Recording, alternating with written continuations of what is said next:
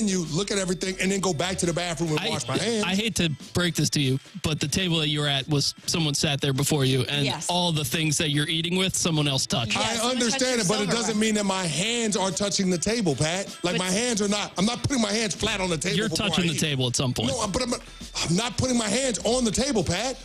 I'm just not. You go to a restaurant and never touch the table? I do not believe you. I'm not saying that I never touch the table, because when you sit down, you're going to touch the table. Sure. But once I'm seated, I'm not touching the table.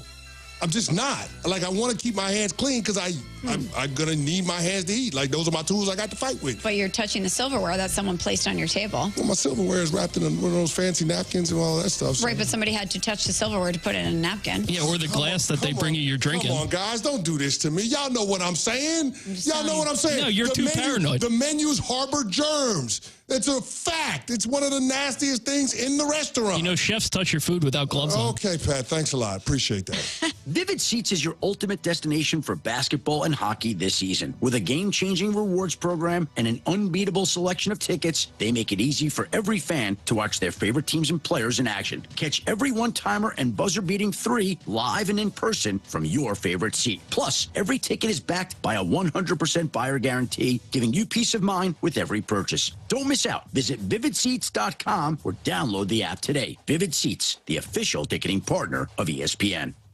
Michelle Smallman here for the Capital One Venture X card. If you love to travel, Capital One has a rewards credit card that's perfect for you. With Venture X, you can earn unlimited double miles on everything you buy and turn all of your purchases into extraordinary travel. And you get premium benefits at a collection of luxury hotels when you book through Capital One Travel. Plus, you'll get access to over 1,000 airport lounges worldwide. Capital One, what's in your wallet? Terms apply. See CapitalOne.com for details.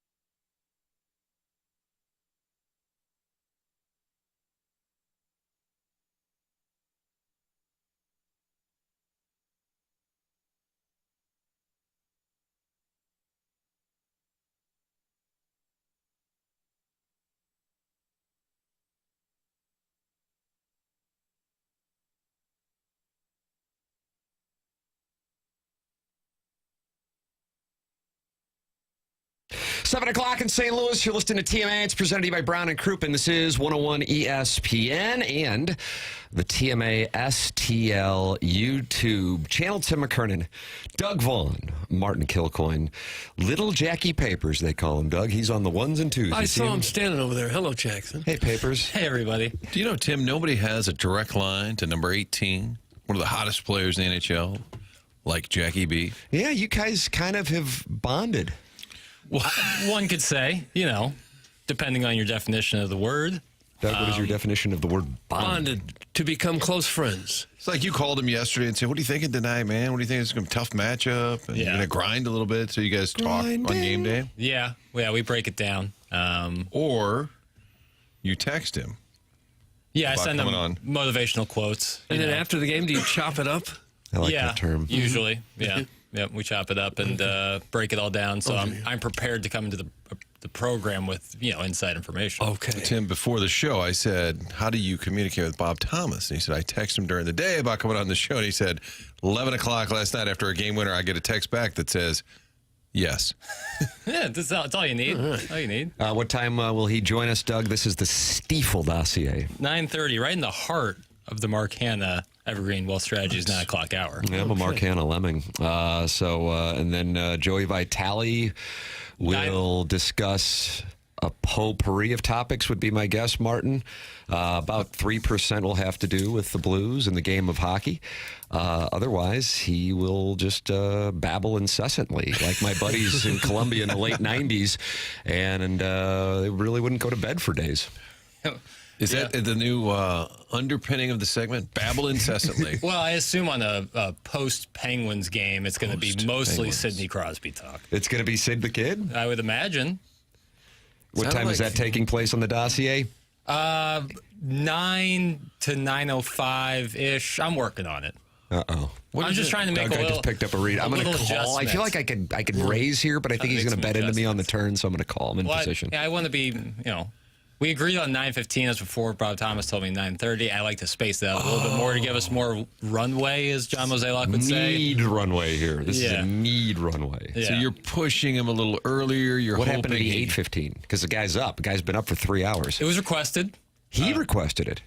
He requested a different time. Huh. I don't want to throw anybody under the bus. Now I feel like people have things. Yeah, he's got children, plenty of them. Who knows what could be going on. Old lady in a shoe. I don't want to assume. But he asked for 9:15. Now it's awkward because Thomas wants to be on at 9:30. That's right, Martin. We got a problem. We can always solve it. We always work through it. Well, so you tentatively you sheepishly typed 9:05. I see. That's why the time in the Stiefel dossier stood out to me. Well, hell, either way. Doug, I'm sitting there at the Blues game last night. You went? I did. Oh, yeah, you better believe it. With my son, 7-year-old son, 3-year-old did not make the cut. Shot 80 on Friday, and he won't be around for the weekend. I wouldn't think so. He's got to practice. He's got to get to work on a short game. But the Blues are down 1-0, and really unfortunate. My phone is a pipeline to the listeners. Is it? The listeners of the year. That's one of the prizes when you win Listener of the Year. You get my number. Ah, that's a nice gift. And we sometimes trade pics of our privates, but also will be held accountable. So Buck Swope will text me sometimes during the program, oftentimes to scold Little Jackie Papers over there for his Design, Air, Heating, and Cooling email of the day standings. I got to add Buck Swope to yesterday. See what I'm saying right there? That was a preventative comment. Okay. And then Chairman Steve, who won the TMA Listener of the Year in 2023. Blues are down 1-0 early on as they just kind of allowed the Penguins to skate in and score. That was a nice gesture. It was. And he says, you better start cheering, mother effer. This is on you. Oh. Did that hurt your feelings? Well, it put me and my son on alert that this operation better turn around, or else, even though Keith Tkachuk yesterday, joining us as a surprise guest, encouraged me to go to the game, even though I believe my family is either 0-3 or 0-4 on the year going into last night, that I knew that me, and really perhaps more so, my 7-year-old would be held accountable for the Blues losing should that thing not work out. because Chairman Steve is texting my phone. Once again, Doug, you better start cheering, mother effer. This is on you. It's always good when the listeners have your cell phone. So they wonderful. can communicate directly with you. Doug, you like the standings. There's the wins. There's the losses, overtime. Then you have the RW, regulation win, and then the ROW, includes over. And then there's the ML, and it says McKernan losses. That's correct. In the Blues, the Flames don't have any MLs. I haven't gotten to Alberta recently. It all gets figured into the Vaughn index, so it works itself out. So for the first time, my son, I always had told him, we've been going to games together for a few years, even though he's only 7. I said, 2 periods, brother. That's the deal. Oh, no. I got to get in for the show prep meeting at 4:30 in the morning. And so if that's the case, I can't stay for more than 2 periods during the week.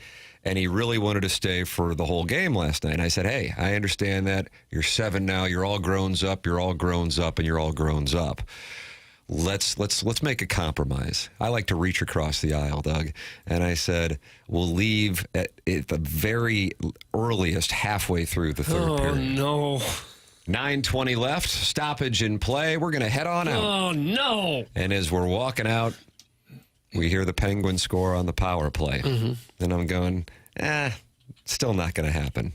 And then we're driving home. Listen to Alex Ferrario filling in for Chris Kerber, who will be back in the booth for tomorrow night's festivities following his back surgery.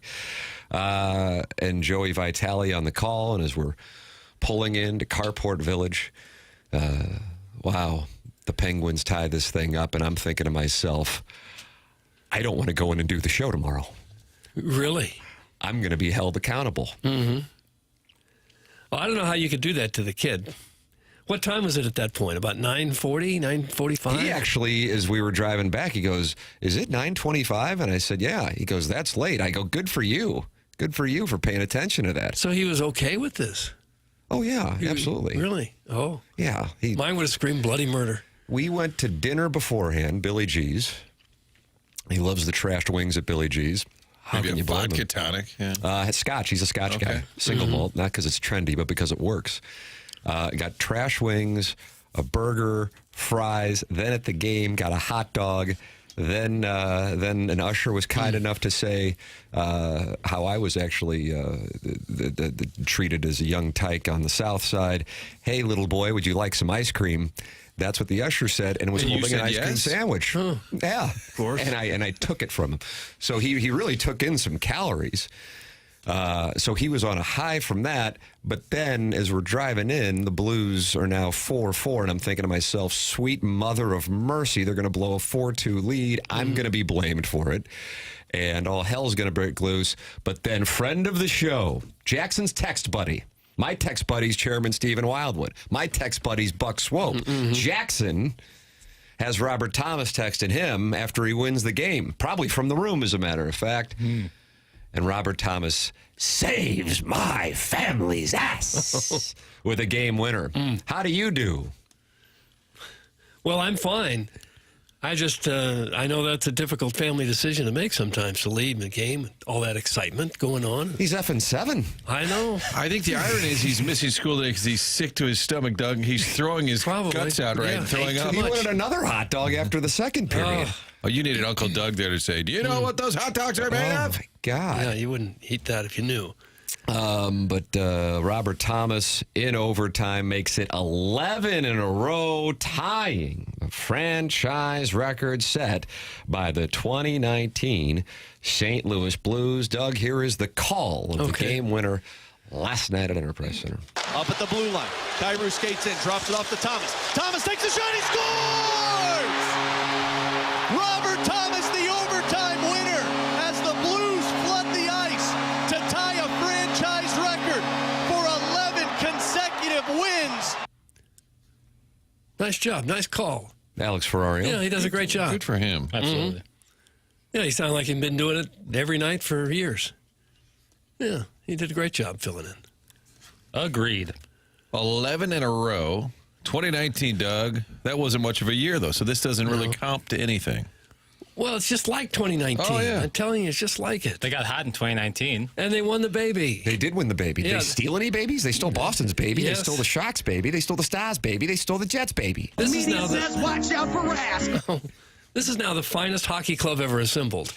And I'm now putting it a 99% chance moved it up. that they're going to make the playoffs. Did the puck monkey adjust from yesterday? Yeah, the puck. Now the Flames did win last night, but now when I go to type it in, I actually am now typing in puck monkey. I'm sorry. It's all right. It is Martin moneypuck.com, and they've got the Blues now at 95.8%. Doug Vaughn has them at 99%. He had them at 98% a month ago. Yeah. So if you were on the Doug Vaughn train, and you do have some private equity, I know, invested in the Blues, you have been paid handsomely because this team is a matter of, I think the math is 3 wins from locking up a playoff spot. I mean, again, that's operating on the premise that the Flames would have to go undefeated the rest of the way. So that kind of gives you, for the record, Martin, you call it puck monkey. They've got the Flames down to 12.7%. The Canucks, who 2 weeks ago were sitting pretty, down to 1.6% to make the playoffs. And if you still like Utah's chances, they're at 0.1% to make the playoffs. Yeah. Major surgery was needed to fix the Canucks. It's not the Canucks, it's the Canucks. A couple of weeks ago, Blues had the big showdown with Vancouver. Oh, this would be the deciding. That's right. Getting to go head-to-head with Vancouver, and now you look, they're 10 points in front of the Canucks. 10 points. The Blues, until the Oilers won, Blues had as many points as Edmonton for a minute last night. I was talking to Bernie Federico, friend of the show, down there yesterday. We started talking about, do you want to play Winnipeg? Do you want to play Vegas? And he said, forget it. Don't try and figure it out. Dallas might pass Winnipeg. The Kings, That's right. The Kings could still pass Vegas. Yes. So all of this maneuvering in my head about who they may or may not play could all be thrown out the window because in the Vaughn Index, I think the Stars are right there with the Jets. The Kings are right there with the Knights. The Stars have won 7 in a row, and they're 4 points back of the Jets. And the Kings have won 3 in a row, and they're 3 points back of the Golden Knights. And by the way, even though, of course, at this stage of the season, 2 points makes quite a bit of difference in the standings, the Oilers are just 2 points back of the Kings. So, Doug, I would describe it as up for snatch grabs. Well, yeah. It doesn't matter who we play in the playoffs. Line them up just to knock them down. That's what I say. Was there a Tim moment on the Jumbotron? Because I feel like they may have, maybe if they had done that, it would have been an easier win. Yeah, the 8U club, the Rockets. Is that Brentwood, Doug? The Rockets, Brentwood? That was Kirkwood. No, Kirkwood Stars. Oh. Yeah, pal. Nice show prep, ass. I feel like it used to be the Kirkwood Rockets. No, Stars. People text in, let me know. Well, we can already Are tell you you're being wrong. serious? I mean, do you really need it to... used to be. I Your feel like lip it used quivered to be. when you said it used to be. Doug's been a Kirk Woody in damn near all his life. Kirkwood Stars as long as I can. He loves it so much he left there for South County. Oh. Wow. Just like one municipality over. Well, this is St. Sunset Louis. Hill. That makes a big difference. I wanted a little warmer weather. Does. In my neighborhood growing up, you were either on the right side of Hampton or the wrong side of Hampton. And you knew. You were never in question. You better believe it. I couldn't hang out with the kids from the wrong side. Oh, you're on Delore? What 100? Damn right, brother. Yeah, Doug, the festivities with the kids out there skating after the first intermission, they had a beautiful time out there on the ice. Some big saves by the netminder. Tip of the cap to him. But then they had me out on the ice. What do they call the Blues ladies who skate up and down with the shovels? I feel like there's a name. It's not the snow Blues crew? removal team, is it? I think that's creative, so it must be. And I was on the shovel waving. Yeah, I expected that to happen. Did your kids get a kick out of that, or were they ready to go home before that happened? I only brought one of my children. The 3-year-old didn't make the cut. I remember my oldest still pitches a fit whenever we leave early, and he's 35 years old now. So it's embarrassing. He stomps his feet. Yeah. I've warned him, you're going to have to pay for your own ticket someday, and he just throws a fit. They recognized Kevin Hayes, and I was listening. Wow, what a moment that was. I was listening on the radio, and Vitale said, like, Hayes kind of almost laughed, like, hey, yeah, I did play her a little bit. Was it just they didn't do a video. It was like a Jumbotron, put him on camera? It was awesome. I'm glad you brought that up because they go, the Blues, welcome back. Kevin Hayes, and they flash him on the scoreboard. And Doug, do you remember when Norm Stewart saw a call he didn't like, the gesture he would make? Yes. For those of you on YouTube, you're going to be handsomely rewarded because you're going to get to see it. Even though this right shoulder, Doug, don't hurt yourself. Well, I'm getting the cortisone injection, I think, in about 4 hours, so it'll be relieved. And the club head speed is going to be incredible. But he would do this. Kevin Hayes kind of gave it one of these with the left glove. Yeah. Like, get me off the Jumbotron. Let's not do this. And then when fans started cheering, he goes, okay. It was one of the more awkward welcome backs I've seen. I played here 1 year, and you traded me for a second-round draft pick. And now we're going to have a big ceremony about how wonderful it is that I'm back. It was kind of an addition that didn't work out. Great guy. Everybody loves him. And he's somehow related to Big Walt, but not really. If you ever ask Walt to explain, he's like, his ma and my ma were friends for a while. And I said, so you're not really good. Don't worry about it.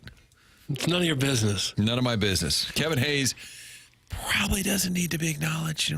God bless him. Hey, he's in the game notes. Used to play here. Kevin Hayes didn't want to be acknowledged. Correct. So I thought, if they're going to do that, surely there's time for Timmy's salute. Thank you. That's what I thought. And that's why I was riding up and down the shovel in the ice, just waving to all of the people in the area who love me. And God, there's at least 4. Officially in my phone, Doug, my buddy 5-0. You know 5-0. I don't know that I know 5-0. He says Rockets is a combination of Webster, Brentwood, Creve Coeur, Clayton, and Ladue, so some tough areas. He says Kirkwood Stars, a heated rival. Jackson, would you like to apologize, especially since the Rockets actually represent Ladue, your stomping grounds? I would. I would like to apologize to all of the players for both organizations and the parents and anyone who just enjoys the game of hockey. You need some time away? I'll go with you. Starting about now. No, I'm all right. Guys, Creve Coeur was the Rockets until they merged with Webster and were last known as the Rocket Flyers. Huh. Rocket Flyers. That's weird. Pick one or the other. I thought Webster had its own program. I guess maybe it did, and then it merged with the Rockets. Hell, I don't know. Let's see. Tim, it's been long enough. Just have the shoulder surgery and get it over with. You have thousands of listeners to help you recover. We will all be there for you. Doug, that's Eric, and he's in the Central West End. Jackson says he's attractive, but Jackson is not attracted to him. Yes. But now you're unfortunately, that's the left shoulder. This is the right shoulder that's now the problem. I had an MRI yesterday, and I fell asleep in a damn thing. I assume everybody's had an MRI? Yes. I never have. You never have? Never have. The guy goes, either you're just like playing along with this or you've done this before. Because I guess some people get tense because you're in a tube. Yeah, and they say, don't move a muscle. Right.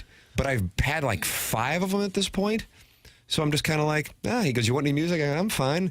He goes, man, this is a little strange how calm you are. I don't know. I've been in these things so many damn times, but I guess if you allow it to get in your head, you have like the tube ceiling is, I don't know. Going bang, bang, bang, bang, right. bang, bang. And it's maybe, I don't know, 6 inches from the top of your head. But anyway, I fell asleep. It's pretty loud in there, isn't it? Sir, you need to go home. You know, sir. And then they go, yeah, exactly right, Martin. They started moving me out of the thing, and I go, son of a bitch. I guess it's over. That's pretty nice, I guess. Could be a bad thing to fall asleep because you might move. Well, I guess you're right. But my shoulder was in the little, what do you call them, little shoot-em-ups? I think that's what medical terms. Shoot-em-ups. Mm-hmm. That's right. Well, it's no wonder you're having shoulder problems because you're carrying the weight of this show on your shoulders, Tim. That's true. Finally, after 21 years, the truth has been spoken. Chairman Kurt is tipping his cap like the Cardinal fan when Skeens was no-hitting the team last year. GQ's own Paul Skeens. Well, it's been 8 days since the day has collapsed, and I wonder, a lot of times it's Thank you, Martin. It's like a car accident. A lot of times it affects you later. Yeah. Right. So I was wondering how the shoulder was doing after that. No, this nearly shoulder's tragic. This shoulder is unfortunately been bothering me for a month. I think the cortisone shot will probably put it to rest. I doubt there's a tear, but we'll find out at 11:45. Should I go Instagram Live with it? Oh, yes, please. Nice. So you'll watch. Yeah, I think a lot of people would like to see you get a shot with an enormous needle. Here's a picture of my new socks. You can do that, too. I got a cortisone shot once. Running nut impression right there. No, it's just loosely based on a morning show host on Channel 5, but it is not running nut. Leave it to Tim to be the best patient ever. God, he really is the best. Doug, that's the Afton altar boy. Best patient, little champion. I'm thinking of Rennie right now. Here is Jim Montgomery on the boys finding ways to win even when they start out flat, and my goodness, did they start out flat last night. It's a sign of a good team when, you don't have the expression hockey players always use, we don't have our legs, and we're still pulling out wins. This is a hard league to win in, as we found out earlier in the year. And when you take wins and you're not at the top of your game, it's a good sign that you're managing the game as well as you can to stay in it. Yeah, they only had 19 shots the whole game. 3, if I'm not mistaken, in the first period. Yeah. It was either 3 or 4 Penguins outshot them. And it was truly a case of, I was thinking, what hockey cliche would I describe this first period? And it was, the boys don't have their legs, or they just don't have a lot of jump. Yeah, or they didn't have the buy-in. They didn't buy in. Oh, that's a different criticism right there. You start talking about that. But then sure enough, second period, and off they go. How about the Kyrou pass, in which it reminded me of like a fast break in grade school basketball, which of course St. Gabriel's patented, and then the Lakers then utilized. Who was it who made that pass? Fowler. The fact that you gave that answer. I just recently started following Spit and Chicklets on Twitter, so it's safe to say I am Peter Puck. Is that right? Yeah. That's a good way to maybe get you going a little bit. Yeah. It doesn't sound like right there. You should catch that, the pitch alteration and just the word there was a different pitch. Well, it's kind of like losing fat if you're really heavy. Like the first 20 pounds are pretty easy. Then it gets harder as it goes on. Oh, fat shaming right there. No, not at all. Just to go back to being a noble. I thought the first 2 pounds are the hardest. But like, those pounds will melt out. So based on my zero hockey knowledge, just a little bit increases it exponentially. That was a quick camp follow, though. You jumped right in. I didn't know you'd even know his name. It was a pretty sick pass because I thought of basketball. I thought of basketball. I thought of like a... There we go. There it is. Now we're being groomed again. It was like let's talk about the Warriors and Lakers. Let's just do it. It was like a prime Kevin Love outlet pass, It was Is a that kind what of you a thought of, pop-up. Doug? He kind of That's what lofted it Monty in was the air. thinking. Yeah. Joey Vitale, doing his intermission work, kept describing it this way. Whoop. Whoop. He did it a few times. And then I think Andy Strickland, who did an interview with friend of the program and also surprise guest Chris Pronger in between the second and third period, then sent it back to Joey by doing his own whoop, which was in reference to the Cam Fowler pass to Jordan Kyrou. It's kind of like the Sassy Cassie whistle. Oh, that kind of thing. I wonder if that's what Joey Vitale was thinking. It could have been, because once that gets in your head, it's hard to forget it. Yeah, it's a beautiful little... I don't know why the Penguins would have let Kyrou get behind him on that play necessarily. They were caught up in looking at the whoop. That wasn't Sassy Cassie, That Jackie wasn't, but Papers. it was a different slide whistle. A slide whistle nonetheless. We like it when it goes up. Oh, okay. Well, give me a moment then. Okay. I didn't mean to bring the show to a grinding halt. Yeah, I did. Usually asking for Sassy Cassie, it's just sitting in the holster. That's what I thought. it was, yeah. I didn't know. Jackson really does. I see he's But how do you have scrolling through like thousands of TMA drops over the years. Here's Frank, here's Charlie, here's Rich Gould, where's Cassie? He really is struggling with this, but the other one, who has a slide, what is a whistle ready that's not Sassy Cassie? Yeah, that one ready. Good access. Hold on. I got it. Woo-hoo. Okay. How would you describe that pass? Oh. That actually would have been great. It was like that. How about Snipes last night? How about his first NHL point? I was hoping I'd see his first NHL goal. Got to see his first NHL point. And that was a beauty. Jake Neighbors right there for the goal. And I heard Neighbors after the game talking about it. He said, I was more excited for him than me to get his first NHL point. But that was a thing of beauty. And who would have known at that moment that would be so key? Because I don't think too many people in the building, including Penguins fans, of which there were a good amount, by the way. Yeah, I was there pregame. A ton of Penguins jerseys. Crap. Yeah, all over the place. And some Steelers jerseys, I guess, representing Pittsburgh. But that was wound up being incredibly key, but it was a thing of beauty. And that guy, because of something that I do think is of note on this thing, Dylan Holloway's injury, he was getting some time with the big boys last night out of necessity. The Blues in the second period, while they were able to score 3 goals, they also had guys dropping like flies. They had like 5 moments where you go, oh, no, Ray you got to be Burley's out there kidding me. running on the ice. The one where Falk's head went flying into the goalpost. Right. Sunquist up against the boards. Thomas leading took to it a in double the minor. face. Thomas. Yeah. But the Holloway one, I do wonder about this. Vitale was saying this on the Curbside podcast, and I kind of was thinking this too, and I kind of got the sense that this is what Jeremy Rutherford was saying on the Twitter tweets, that it might have been more of a precautionary thing. In other words, if these boys were not at 95% on Puck Monkey to make the playoffs, that maybe they would have grinded through it, but considering the situation and his importance, hopefully it's more precautionary than it is, holy crap, Holloway is now out. Jim Montgomery was asked about it after the game, said, I don't know. All I know is his lower body. I'll have more for you tomorrow. But body language, him, Thomas, they all said, yeah, kind of said, nobody seemed devastated, like, oh my, it wasn't and you never know with injuries, it could be worse news the next day. But I agree that none of them seemed overly concerned. He did get right back up after the hit, for what it's worth. I'm sure it's not as bad as Tim's shoulder. Well, that's fair. Thank you for saying that. Thank you for saying You're that. the one we have to get healthy for the playoffs, not these guys. I guess, assuming that they'll be playing Winnipeg or VGK, and I guess Dallas is live and LA is live, but Dallas would be the only Central Time Zone team. Although Winnipeg might be Central Time Zone. I can never figure that one out. I think it is. I think it is, now that you mention it. Doesn't matter. The games are going to start. They'll say it starts at 8:30, and these games are going to start at 8:47. You can already bank that if you're interested. And you know what I'll be doing? What? Popping pills, waking up at 4:30 in the morning and watching the game, not knowing the result. That is an April tradition for me in the first round of the playoffs when the Blues go out to the West, because St. Louis gets the Pacific Time Zone puck drop. Mm-hmm. I say F that, but that's just the way that it works. Huh. And if that's the trade to not get in the playoffs, or if the trade's that versus not getting in the playoffs, I'll take it all day. And if they're not in the playoffs, you just pop pills? I pop pills either way. That is correct. Really? That is correct. Win or lose. That's right. Yeah. That nightstand, it looks like a pharmacy. I'm going to have to pop a parka because it's about 30 degrees in the studio. It's a little brisk in the studio. I would say it may have been colder than Enterprise Center at 5 o'clock last night. Although it's a little brisk in the building. You got to prepare for it. Hey, did you talk to our friend Joey Vitale? I never saw him. I texted him yesterday after Doug's vacationing in the Hamptons.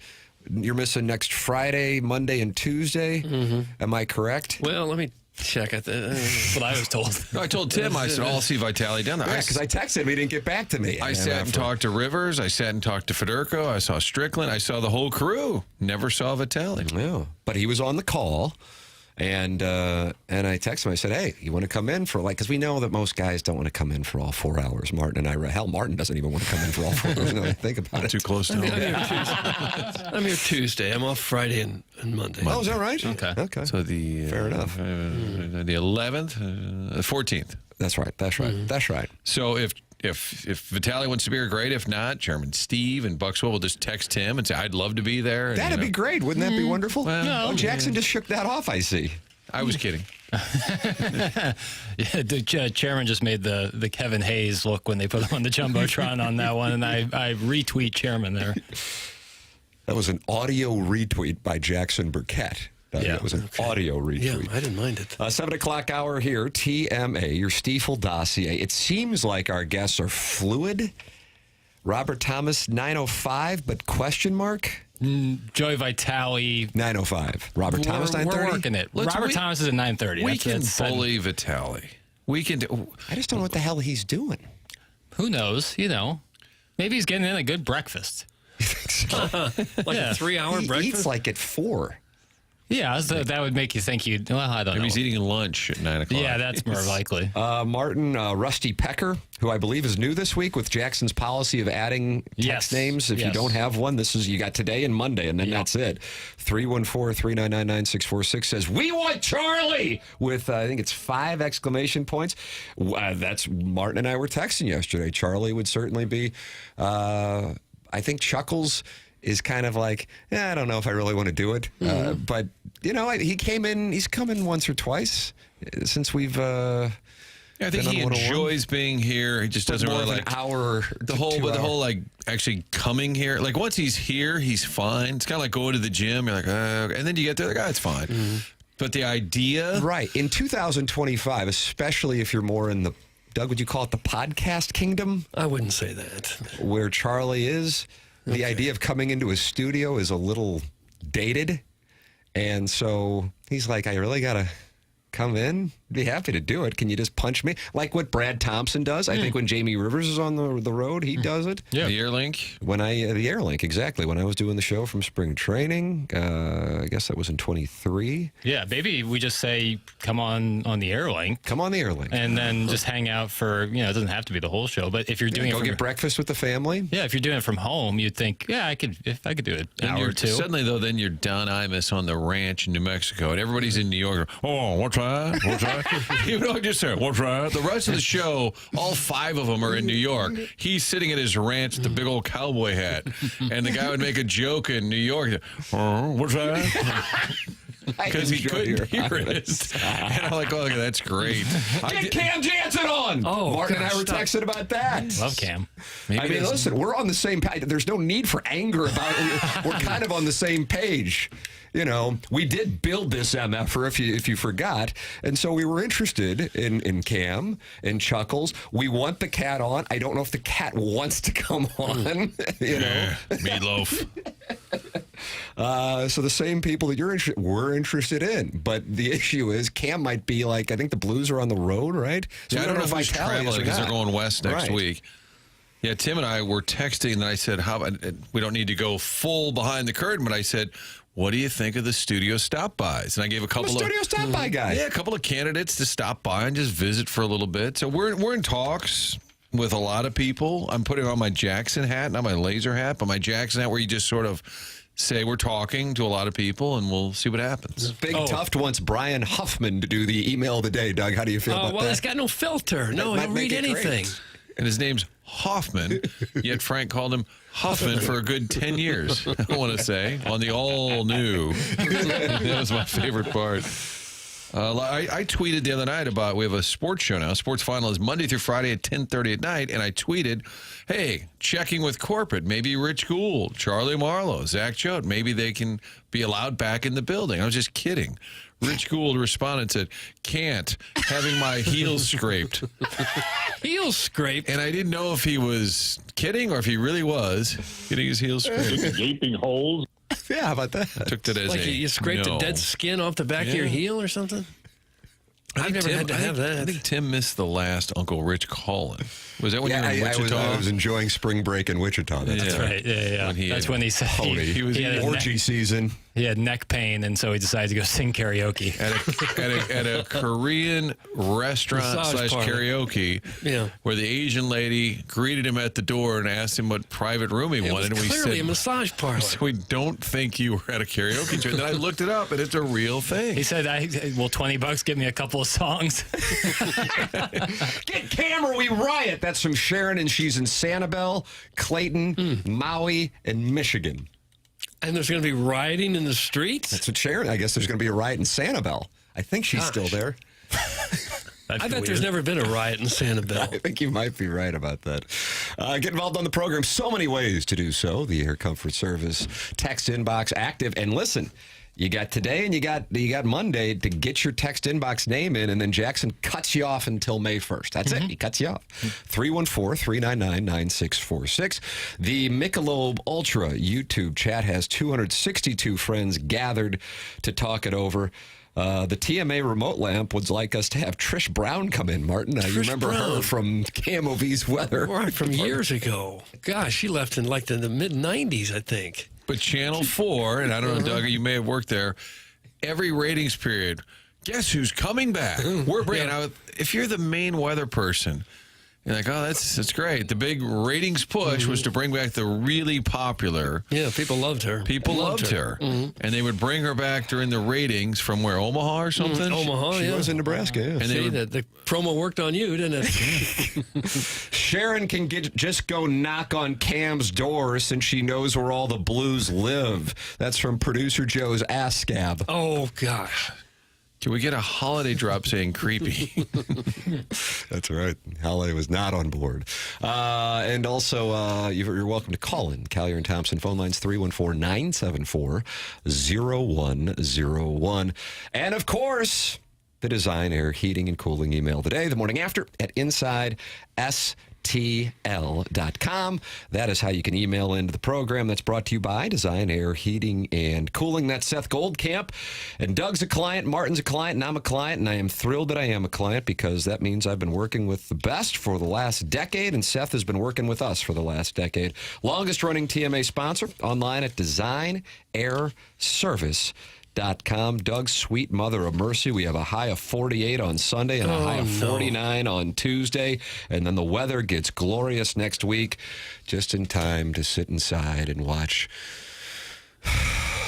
72 hours of golf as the masties and the azaleas start to bloom. Did you say 40-something? 48 a high on Tuesday. That's 49, awesome. I apologize. It just moved. It's like the markets. I see the low next Tuesday is 30 degrees. We're going to have frost? Well, we got a problem. And rain. It's going to be tough for the players to get their work in. I would guess maybe just focus on your putting at this point. But they're going to cut these greens down. It's troublesome for all of Jackson's friends at the. What you remember? 3 different clubs in the area. 3? Do you count log and bogey as 2 different ones? No, do you count log and bogey? Because those are 2 I think nines. I would. Yeah, then 3. What's the other one? All within a quarter-mile radius. St. Louis is the other one? So he's at St. Louis. Because I just hate to. I couldn't be inconvenienced with driving upwards of 6 minutes to a different club. So you just hitchhike from one to the other? Well, just take a cart, through the side streets of the tough roads that we'll do. I mistakenly said to Joe Buck the other day, talking off air about country clubs, and I said, "Oh, St. Louis Hills Country Club," and he said, "Excuse me," and I said, "St. Louis Hills." He goes, "It's St. Louis Country Club," and I said, "Oh my God, I guess St. Louis Hills doesn't really have room." St. Louis Hills Country Club is in my backyard, and it's about a 3-yard putt. You have to navigate my dad's Busch beer cans, and if you do, that's a hell of a par 3. Yeah, you play through. Yeah, initiation is up to $2 this year just because of the demand. Yep. Island Green on River the Pear. How about the monthly hit? What's that? Dues are $1.50. St. Louis Hills Country Club. That's St. Louis Hills Country Club. Joe's not a member there. I don't know if he would mind me saying that. Sure, he could get in. Can't get in. Can't get in. No. Yeah, we're old money. That's how you can get involved in this program, and you can join St. Louis Hills Country Club as well. $2 downstroke for that. This is TMA, presented to you by Brown & Crouppen on 101 ESPN.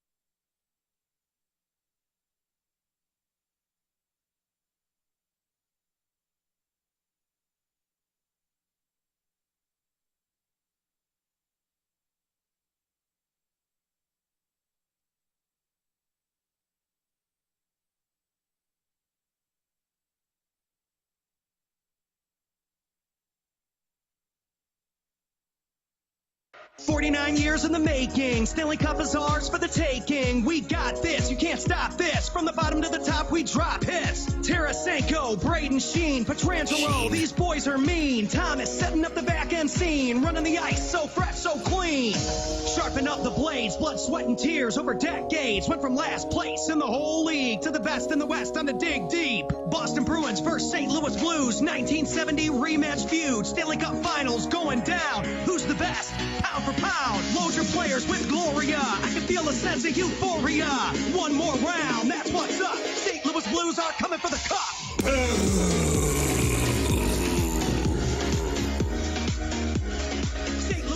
We got the Blues replay up here in the studio on one of the monitors, and it's the Jamie Rivers, Jim Montgomery in-game interview, and unfortunately they cut away before Jim Montgomery had his traditional ass grab. Oh, no, that's still happening? I think the team has been on a winning streak ever since, and Jamie Rivers has acknowledged that he's willing to, play ball, so to speak. Yeah, okay. That's exactly right. Martin, do you mind if I tend to some behind-the-scenes business? Well, that's kind of what we do. We just asked on the air who would, hey, anyone want to fill in? Call now. Right, Doug's and then the audience is mad at us for having the ideas before they even did. But either way, I'm walking back from filling my delicious water bottle. Aquafina, not a sponsor of the program. Should I get one of those? What are those things that all of the Central Corridor moms have? Stanley Cups. I have like 30 of them in my home. Oh, I feel like one would be enough. They're not cheap. God. If you're a teenage girl, you have to get a different color, probably once a month. We have about 400 of them in one cabinet. Oh, so you're dealing with the same situation. What is the deal with this? I don't know. What's the deal with the Stanley Cups? And I'm not talking about the chalice. And they hold like 4 gallons of water. Stay cold. Yeah, Oh, so you're on board too. I have some that's Stanley adjacent. It's the same, Don't say it's Jason. same maker. What does that mean? Can't you just go to a drinking fountain and get cold It's like water? a Stanley Cup that you would get as a door prize for a tournament at the St. Louis Hills Country Club. So it's not exactly a Thank you for Stanley. acknowledging Oh, it's a St. Louis Hills knockoff, Country you're Club. saying. Yeah, it's like a Stephanie. It's a Hanley or something. Yeah. Are these Stanley Cups? Sure. Are these like a status symbol now, like lip injections were a year ago? I think the Yeti kind of became old news. That's kind of like your dad who hunts on the weekends got a Yeti. But if you're a cute kid, you got the Stanley. Yeah, it's in the Lululemon athleisure kind of. It's all part of. Doug, I've lost the cabinets to the Stanley Cups, but that's not what this is about. I'm returning from filling up my delicious Aqua Puritan, and I'm walking down the hallway, and I see friend of the program, Learn. You might know her, Doug, from The Riz Show, from KC95. An absolute delight. She's been on my podcast a number of times. I'm a big fan. I might even be a lemming, as a matter of fact, of Learn's. And Riz, when we were doing the Spread Zone podcast, which Jackson is a star of, Anthony Stalter and I are absolute failures at the thing. I mean, we just lose. Choose the opposite of what me and Stalter pick. This Jackson, though, he's a sharp. Is he? And Riz goes, hey, I'm trying to do my Riz impression. I don't know if I can do it. Hey, you missed Learn's birthday party. And I go, I texted her happy birthday. And he goes, yeah, but you missed the party. And I go, I didn't even know there was a party. So I hadn't seen her since then. This is a past weekend. And I said, hey, I'm sorry. I didn't know about the birthday party. She goes, well, I invited you. And I go, oh, this is going on right out of here, steps away. And I'm like, I don't think you did. Got a pretty good memory, Doug. You might have heard about it. Okay, you know the years. So when she says you're invited, like, oh, was it Tuesday? But I would have March gone. 23rd? I would have gone. Was that like the fine people on the Riz Show? I'm a big fan. They're good people, and I'm a big fan of Learn's. And she goes, oh yeah, I guess I told Jackson to invite you. Oh No, so it's on Hold Jackson. on. Oh, I love Learn. not the topic. I love Learn. She's great. Outstanding. However, she has your number, correct? Okay. Well, I mean, I have one question for you, and then I will turn this back over. Colonel Jessup over here. Did Learn ask you to invite me to her birthday party? wipe sweat off brow. I don't recall that, Doug, but it like could have Oliver happened. North. Okay. It could have happened. The more I think about it, it probably did happen. However, that doesn't change the fact that I'm not like. Why wouldn't you just invite him? I'm not yourself? Tim's publicist. Like No. if she wanted Doesn't ring a bell. if she wants to invite him, invite him. Like shoot him a text. Why am I? What is the onus on me? You don't Does need it to ring be a the bell? conduit. Does it ring a bell, Jax? And in fairness, like. Yes, I probably, but I don't. It was like a month or two beforehand. I don't remember these things. I was in the middle of doing God knows what. Probably nothing important, but something. What could have been? I think the Bucks were having a big game that night. So I said, well, I didn't get the invite. That's my mistake then. And then she said, I think I sent you something on Facebook. I said, I don't get a chance to spend as much time as I'd like on Facebook. Martin, I know you. Although I see there's an account with your name on it, by the way. This just happened about a week ago. What is going on with that? I think there's like burners of us. It's got like a profile picture of a bull or something. Oh, wow. Tip of the cap.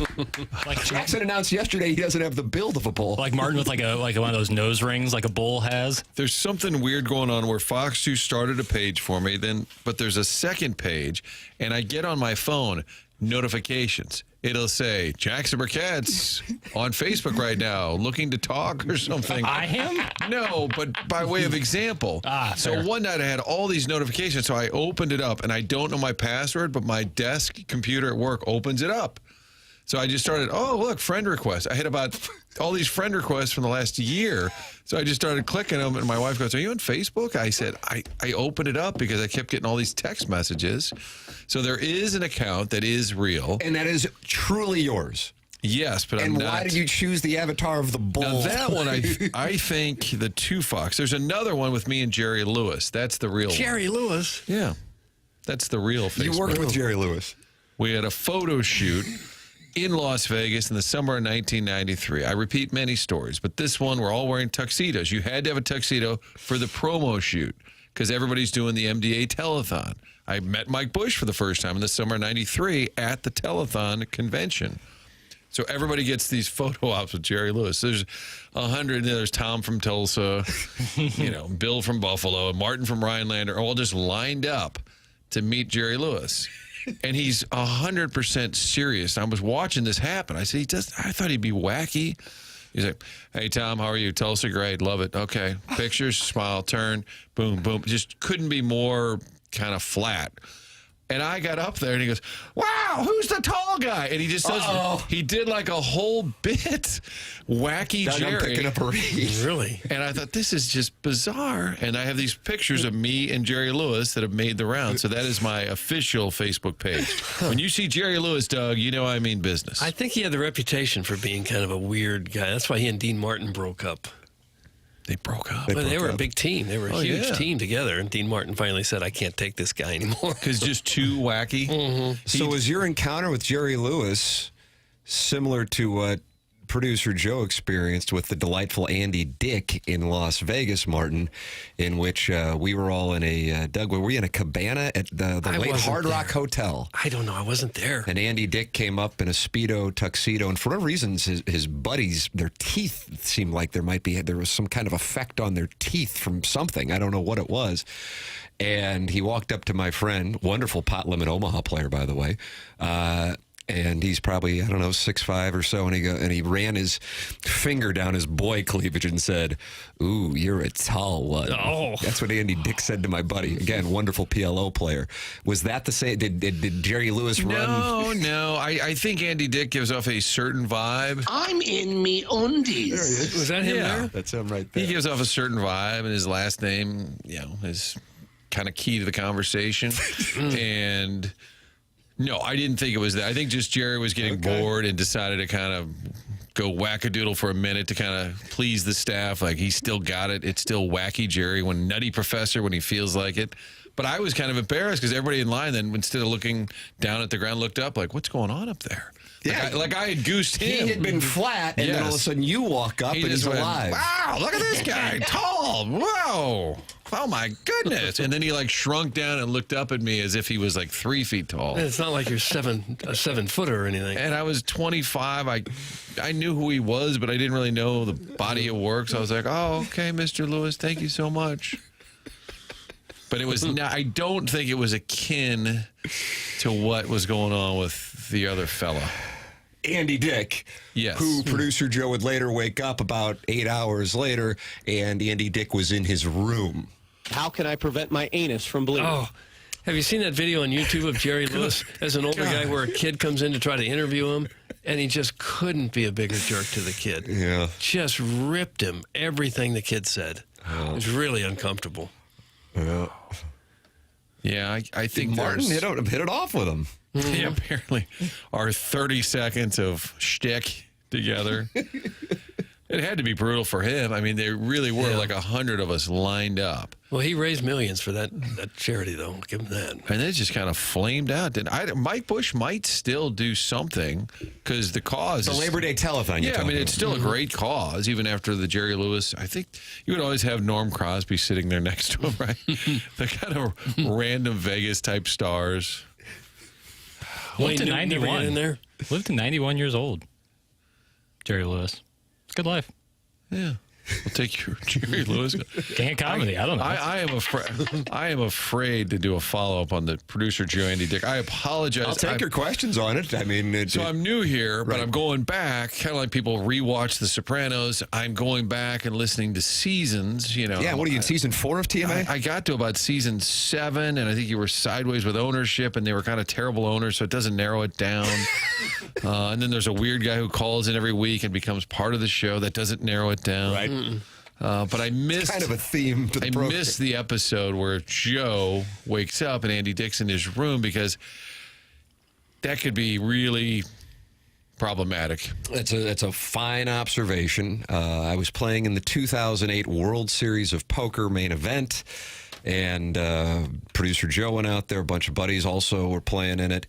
And so, I don't know, like 15, 20 guys are out there. Doug, this was 4th of July weekend 2008, am I right? I don't know the years, Tim. And Andy Dick and, again, a couple of buddies were walking around the Hard Rock pool wearing Speedo tuxedos. Now, what does that mean, tuxedo? So they were wearing little bikini briefs. No. Banana hammocks. With top hats. Yeah. But as opposed to just like what Doug will wear when he goes to the lake, like a solid color bikini brief, Andy and his buddies... they had little tuxedos on there, little tuxedos. So if you were to unbutton the bow tie, you might get a treat. Oh. So the Speedo was actually in the form of a tuxedo. Correct. Okay. Later, I believe the next day after I, of course, made it through day 1 of the World Series of Poker main event, which you can do by folding, the producer Joe was feeling ill. He went back to his hotel room earlier. He was splitting a room with another gentleman. The other gentleman, Andy Dick took a liking to him also. This isn't the tall guy. This was a smaller guy. For whatever reason, they went back up to the room. Now, that part I don't know. Oh, no. All I know is Joe woke up on cold medicine. Andy Dick was jumping on the bed next to him. If that happened to you, you would think you were still asleep, right? Yeah, or you had died. Yeah. And now you're hallucinating. This is purgatory. In the final few moments of brainwave This activity. is the first puzzle I have to solve to get into the kingdom of heaven. Yeah. So I know what you are curious about, Martin, when you asked the question of why was Andy Dick in producer Joe's hotel room, but I do firmly believe that Joe, because he was sick, took cold medicine, and Joe's roommate for the trip, who Joe wasn't necessarily close with, had met Andy Dick, and they hit it off, and for whatever reason went back to the room. Well, I'm on Wikipedia.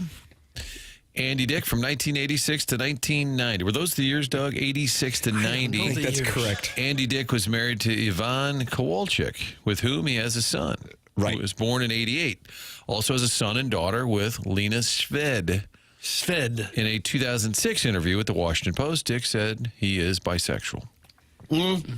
So that's confirmed. Okay. That is confirmed. Okay. That is confirmed. But again, Joe had I wasn't cold sure medicine. what the full resume was. He had the cold medicine. He woke up, and his roommate had met Andy Dick, and they were up in the room together. Was the roommate also jumping on the bed? Why would a grown gentleman jump on the bed? I don't know that.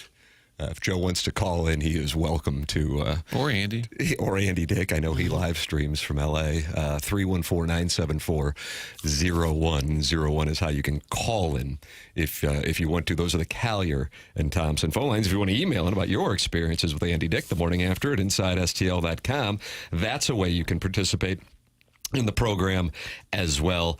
And then, of course, that text inbox, and you got today and you got Monday, and that's it. And Jackson cuts you off. You can get a name. And I see there's some phone numbers still in there lurking.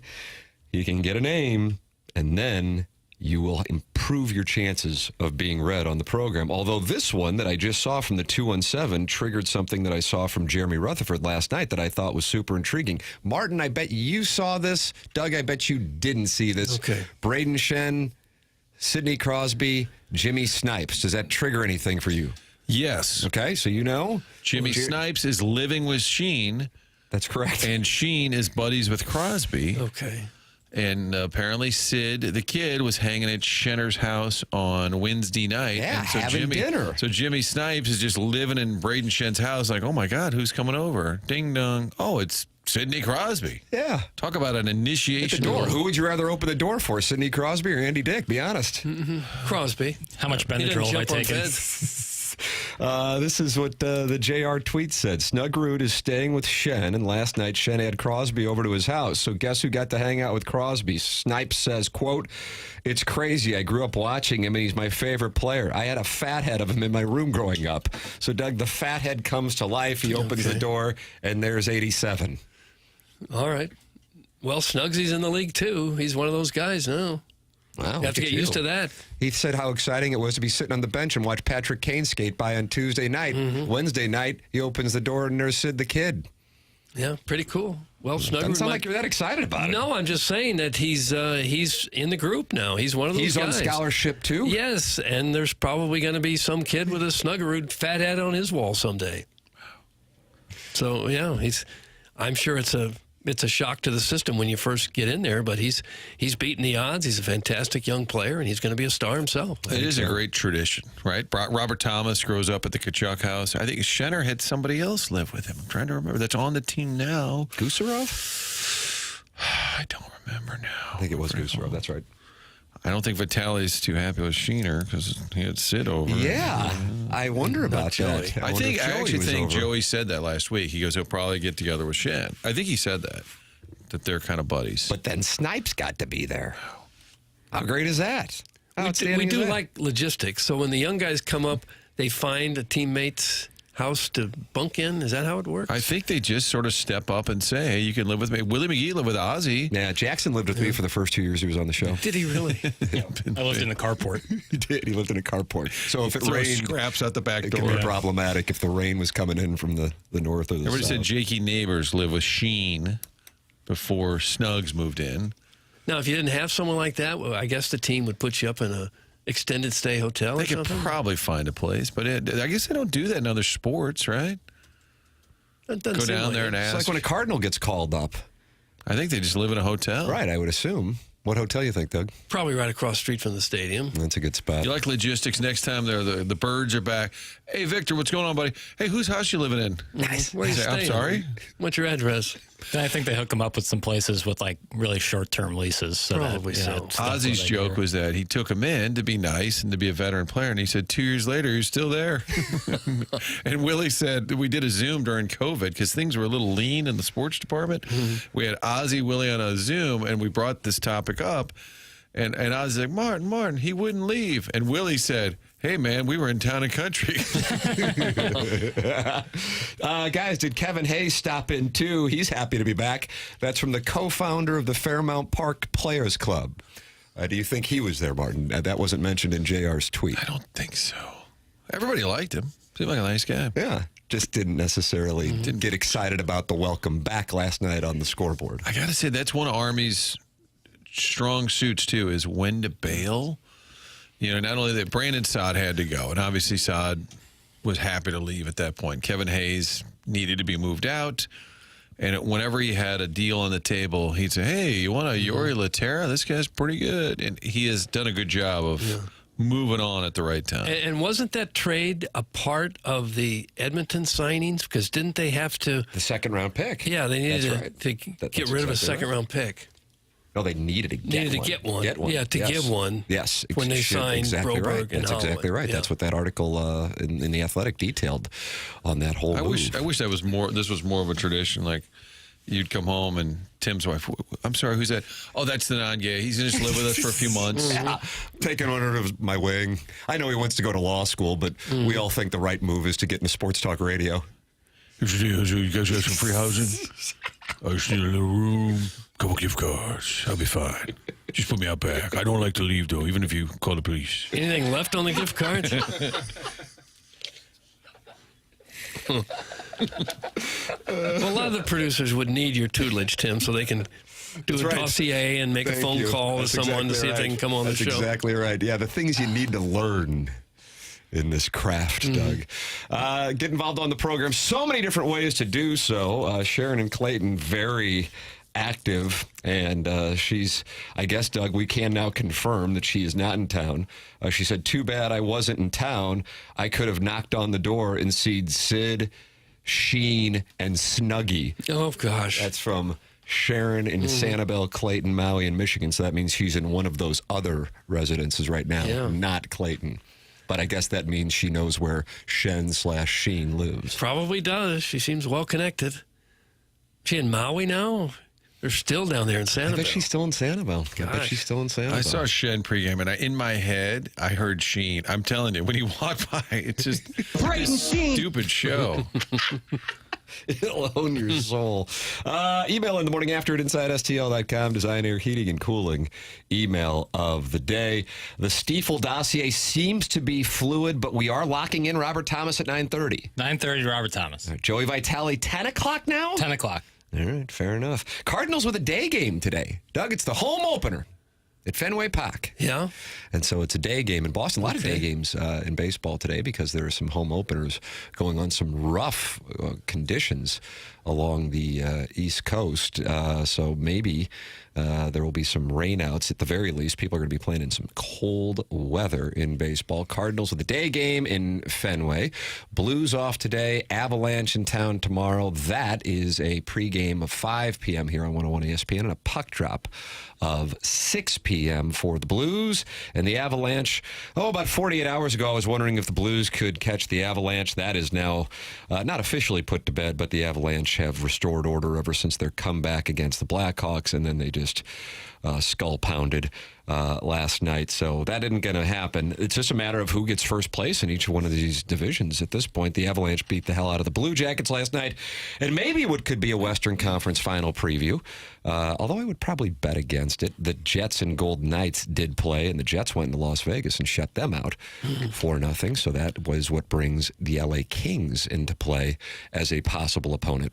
I mean, it's pretty brutal. If you're in the West, if you're a Winnipeg fan, you're thinking we're good enough to win the Cup. If you're a Dallas Stars fan, you're thinking we're good enough to win the Cup. Avalanche fans with that talent, Vegas, hey, we could win the Cup. Kings are playing great. Hey, we could win the Cup. And all of a sudden the Blues are like, well, we'd like to make a deep playoff run, but all those teams are loaded. I mean, if you look at the East versus the West is just absolutely loaded. Yeah, that's what Good Morning Grant, who was filling in for Chris Kerber on the Curbside podcast, was saying with Joey Vitale, is that if you take a look at the Eastern Conference versus the West, then I was starting to think about maybe firing a bullet because you can bet which conference wins the Stanley Cup. That obviously doesn't limit you to a team. I mean, the Canadiens are sitting there at 81 points, and right now they would be in the playoffs. Meanwhile, the Wild have 89, and they're in the same spot in the West that the Canadiens are, having the 8th overall seed. It's just a different level of talent as far as depth at the top in the West. So with that said, the Blues could really at this point have one of, I would say, 4 opponents. I mean, the Jets and Stars are live, and now the Kings are live along with the Golden Knights. And I guess theoretically, the Oilers, they all have 7 games left in the Pacific Division, those 3 teams fighting for that division title. The Stars have a game in hand on the Jets, so there's a chance that the Stars could play. I did this whole thing, and that's when Bernie Federico said, don't worry about it. And I was like, you know what? The guy who played the game, he's in the Hall of Fame. Right. I'm saying, well, it could be Winnipeg, but then what if Vegas? He said, yeah, don't worry about it. Just play the games. Right. And then I said, can I live at your house for a while? Calgary's still got 7 games to play. So a potential 14 points. They could get as many as 98 points. Blues right now are at 91 with 5 to play. So if they get 8 points in the last 5 games, they clinch. They're definitely in. Right now, that would be the magic number, 8 points. 8 points. That's what it takes. I'm going to say 6. You get to 97. I think probably won't take 8, of course. Get to 97, you're good. You're good if you go to 100 West Dental with Dr. Brandon Pryor. You're real good, as a matter of fact. Dr. Brandon Pryor, a loyal TMA listener and now loyal TMA advertiser as well. 100 West Dental is on Manchester in Baldwin and online at 100westdental.com. And I'm sure we have probably all been to dentist's office, and you feel like you're like in a teleport back to the 70s. Maybe the scene of the setting of Severance. Would that be a good analogy? It's similar, sterile. Yeah, sterile. Yeah. That's not the way it is at 100 West Dental. Plus, they have all the latest technology because Brandon Pryor wants the patient experience to be the absolute best. So here is what he's saying. If you don't have dental insurance, that's not a problem. The membership plan will aid in the cost of the dental work for those who don't have dental insurance. On top of that, because dental insurance is separate from health insurance, people oftentimes think, well, if they don't get their teeth checked on, it's not going to hurt their overall health. But that's actually not the case. Poor dental health can impact your overall health. Therefore, it is important to go in to get checked up at a dentist. Go to 100westdental.com and you can schedule right now. No phone call is needed. It's 100westdental.com. If you're interested in Invisalign, let them know that you are a TMA listener. Give them my name. You get $1,000 off Invisalign at 100 West Dental. It's 100westdental.com. Coming up on the program, Robert Thomas and Joey Vitale, and we have the drops of the week as well as the Design, Air, Heating, and Cooling email today. That is your Stiefel dossier. The program is called The Morning After. It's presented to you by Brown and Crouppen on 101 ESPN and the TMA STL YouTube channel.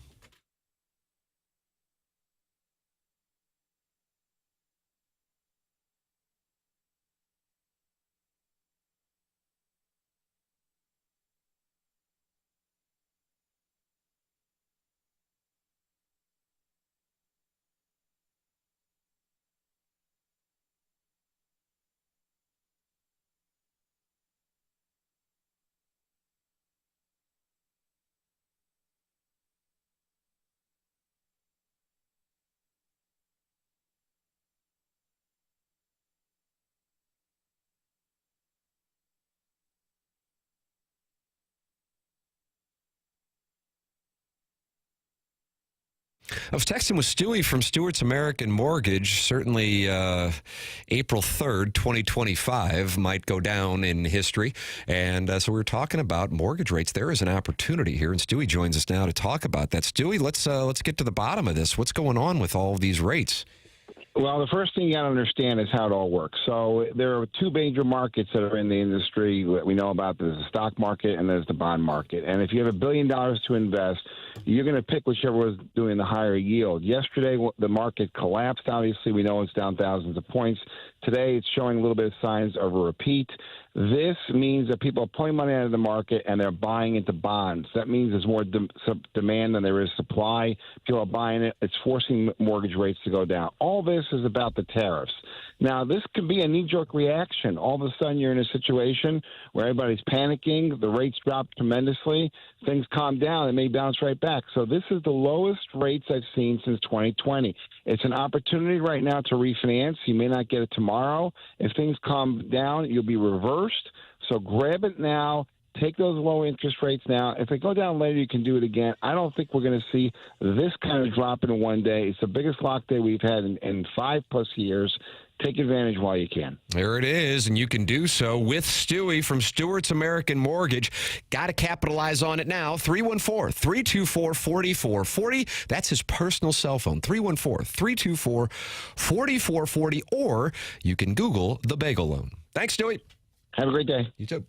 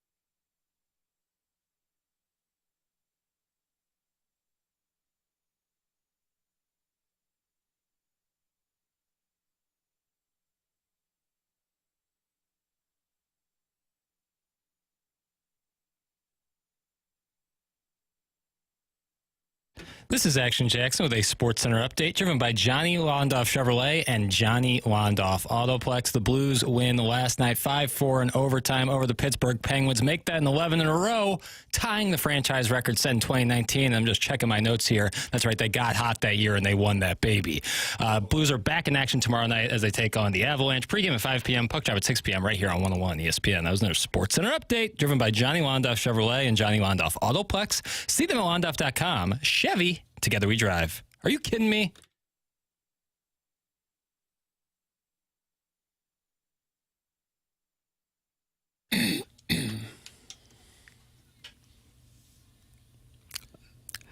Doug, I like to guess Jackson's music themes. Okay. What do you think we got going on here today? This is Stevie Wonder, isn't it? Mm-hmm. Not blind, by the way. Oh, He's not. wow. That's a hill I have been dying on for years. There is that video where someone knocks something over and he Catches grabs the it, mic stand. keeps it from falling. Shaquille O'Neal also tells a pretty interesting story about being in an elevator and the doors open up and Stevie Wonder's standing there. He goes, "What's up, Shaq?" He's not blind. The theme, Songs of Jubilation, after a thrilling Blues victory last How about night. Gloria? Can we get Gloria? Maybe, yeah, it's a song of jubilation. Okay. Yeah, Songs of Do you Jubilation. like the Blues goal song, Doug? I forget what it is at the moment. Hey. How about that? Oh. Something like that. Yeah, I don't mind that. I think it's The Urge. It's Maybe. pretty That's good. right. Yeah. I was thinking Jackie was doing kind of a Frisky Friday. Just kind Jackson, of. you're doing a different song over there, just for the record. I am? Yes. Okay. I know you haven't been able to get down to the Enterprise Center as much as you'd like I went for to a hockey games. game against CBJ maybe early January That's right. and haven't been back since. Oh, Pestus wanted you to buy a sweater, right? That's right. He chastised you. Right. Did you Full do the price. power play dance? Yes. Good. Yeah. You should. You're supposed to. I'm on board with the power play dance. Wave, not so much. Power play dance, I'm with. I don't think they do the wave at Blues games. No. I'm sure someone's tried before. Probably did back in the heyday. Cal Kennedy, Doug, the John Wooden of St. Gabriel's, texted me. I've gotten two different texts already saying St. Louis Hills Country Club, we've got to get some merchandise. Koozies and hats have been suggested. We'll get to work on that on the TMA STL shop. I already trademarked it. Oh, is that right? Yeah, Joe Buck and I ran over to the patent office. Couldn't you just plant a golf flag somewhere on Francis Park and call that St. Louis Hills Country Club? They should have some sort of golf vehicle over there, like a little putting green or a little There you go. Miniature golf. driving range, Yeah, mini my golf. parents' backyard right there, Tam Avenue. Yeah, St. Louis Hills Country Club. $2 initiation fee. Cal Kennedy. Waiting list. Cal Kennedy sit on a bench next to Fungo. Is that how it works over there? Fungo's the official, so that would be a conflict of interest if he was on the bench. They would never. Doug, watch yourself. Commiserate And which over one there, is the Doug. fixer to make sure St. Gabe's wins them all? Wow. They employ a fixer. Wow. Dump. Pestus from Festus, I guess he heard his name, and it was like the bat signal. He is on the Callier and Thompson said it phone like lines. 30 I know, it's seconds amazing. ago. Robert Thomas is going to be on those phone lines here in about an hour, and then Joey Vitale will be with us. Good morning, Pestus. Good morning, gentlemen. How you doing? Wonderful. How about this note? Oh, the note. I got some updates on that. Have you? Wow. In the last 12 hours, we have a development. Okay. Yes, we have a development. What's happened? The Blues have went out. They bought the bassinet for the baby. They bought the stroller for the baby. Mm-hmm. They got the car seat for the baby. Yeah. I like this. Mama's in the back seat laying down. She's on her way to the hospital. We just got to get her into the delivery room. Oh, that Wow, that's Doug, nice. you That like is this. So poetic. It's So all we need to do is deliver the baby, Doug. We have Right. all the accoutrements. and set it in the Stanley Cup. Yep. And Sharon, I have found out something about her. Uh-oh. Oh no, what's that? She's on the witness protection program. That's why she's moving so much. Oh, I don't know about that. Is that right? Sharon, you're going to have to call in. She just, I have to tell you, I don't know if you guys saw this. I never know who has the Air Comfort Service text inbox open and who doesn't. Who does right now? I currently Jackson do. does. Martin does. Chairman, got it over Chairman, you here. do not. Sometimes Sometimes they're talking I it can over in the open- Michelob Ultra YouTube chat. Chairman likes to talk it over in the Michelob Ultra YouTube chat. Sharon just sent in a picture of herself, Pestus, wearing a Blues hat, and I believe she was down in Sanibel. Oh, yeah, she says, I'm repping the note while I'm here. And there she is, a picture of with palm trees behind her, Doug.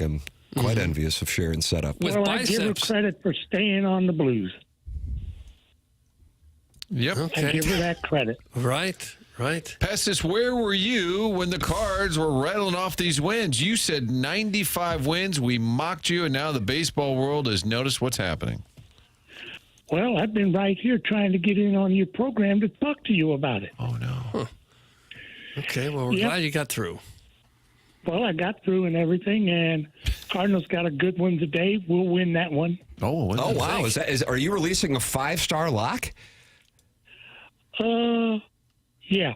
Sounds confident. Here's the one thing. Remember, I told you one thing at the beginning of the year. Just let the young boys play. Yeah. Okay. And look what they're doing. Yeah. Should be 6-0. Well, it should be, but you got to have some losses. Yeah, there's going to be a few. Pestus, are you taking questions? Yeah. Thought about it, right? And you are a blind gentleman, correct? Correct. Have you ever heard that theory that KG was saying that's out there that Stevie Wonder is not actually blind? Have you ever heard that before? I've heard rumors, but I know it's not true. Okay. He is blind. Is he? How do you know that? You just have to look at, when I was young, I was able to see and everything.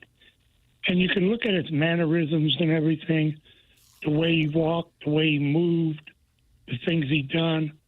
All of those were signs that he was blind. Okay. I was just curious from your perspective. Anything else, Pestus? The text line is chiming in about your call. Well, that's good because if they're talking about me, they're thinking about me. That's true. That's true. Well, and as far as Jackson, don't worry about the jersey for the Blues. Yeah. You're doing a great job without one. Thank you. That's a nice little way to go into the weekend. Welcome to the Alliance. Yeah, feeling good. All Thanks, right, Pestus. gentlemen, you stay dry out there. Okay. Build your pontoon boats so we can float them down the river. Gonna need them. Yep.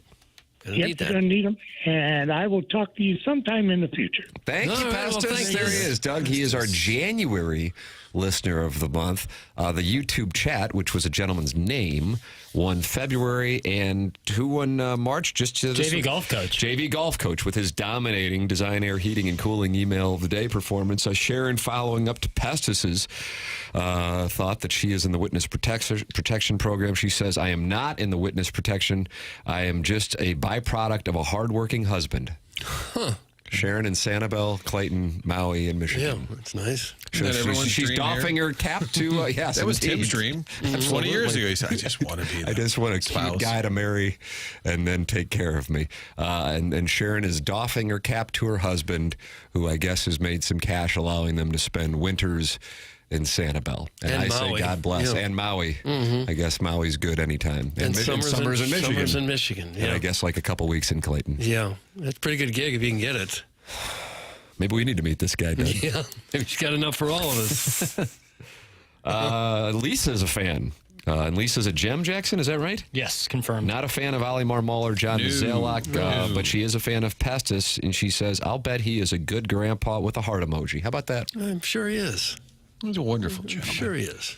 Tim, idea time. Don't know if you're on board or not. Robert Thomas, friend of the show, doesn't always like our questions. Right.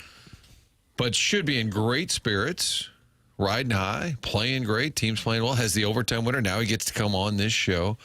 But I thought if he doesn't like our questions, we cowardly say, here's what people are asking. Should we take questions from the audience for Bob Thomas? I think we clear it with him in advance, and if so, we go right to that Air Comfort Service text line and that Michelob Ultra YouTube chat. Let's Doug. just have a few in the hopper and then say, are you up for this? Questions for Robert Thomas. Start sending them in. He's going to be with us at 9:30 on the program. Joey Vitale might take us all the way to like noon. And I'm intrigued by what has moved him around. Candidly, furious he hasn't responded to my text about coming in and doing the program while Doug is, you're going to the Hamptons, Jackson's parents' place in the Hamptons next week. So that's got me irritated. And he dodged you when you were down at the Enterprise Center yesterday, Martin. So this guy's a problem. I was down in the bowels, as Burwell always referred to the lower region of a stadia or dome. And I was down there, and usually Joey V makes an appearance. I did not see him. And I don't know, maybe he's maybe hanging out with his former teammates in the he was room. over on it was on the Pens side of things, maybe. Well, on hockey days, it seems like he's on the air for about 8 hours. He's doing pregame stuff and the game stuff, and then between period stuff, and then more game, and then post game, and it's a long day. Another one of our female listeners, we've heard from Lisa and Sharon and Clayton in this segment, the self-made stay-at-home Ledoux mom. Doug says, I've got the same thing going on as Sharon. I just don't advertise it or shutter spook around Blues players' houses like a jersey chaser. That's from the self-made stay-at-home Ledoux mom. And now we have warfare between our many, many loyal female listeners. Define many. 3. Okay. Maybe we need a new show, Housewives of TMA. Wow. How hot would that be? Mm-hmm. Hot. Yes. The Real Housewives of TMA. And most of the footage would just be them flipping on like the YouTube channel or stream, sitting there and listening. Get involved on the program. So many ways to do so. 312 friends now in the Michelob Ultra YouTube chat. Watch the program, interact with other listeners, and of course, you're welcome to call in just like Pestus did. And if you want to win, email in for the Design, Air, Heating, and Cooling email today. We have the drops of the week. And, Martin, oftentimes we'll play Mike Francesa kind of fumbling around on his program. Yesterday, during an actual play-by-play call of a Major League game, there was some technology fumbling around from a well-known former ball player. We'll have that audio for you coming up. Robert Thomas, 9:30. Joey Vitale, 10 o'clock. Design, Air, Heating, and Cooling email today, 10:50. There's your Stiefel dossier. The program's the morning after. It's presented to you by Brown & Crouppen on 101 ESPN and the TMA STL YouTube channel.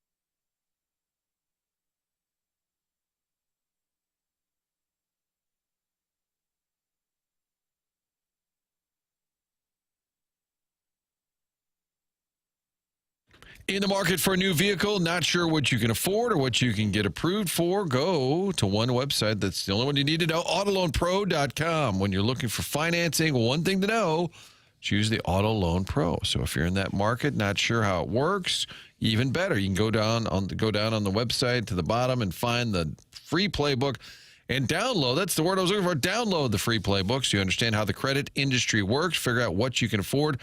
They're going to work hard to get you the best rates possible. Auto Loan Pro works with over 50 different lenders to get you the best financing available. So you're trying to learn how it all works, the credit industry. They're going to teach you that by downloading the free playbook. Right there on the website, Bob Thomas, friend of the show, last night's hero. He's on the website. He supports Auto Loan Pro. Again, working with over 50 different lenders, not sure how it works. You've had a hiccup along the way. They'll clean up your credit as you learn how it works. Buy a car, buy another one down the road. Learn how the process works. All one site, autoloanpro.com. Auto Loan Pro is part of the Lita family.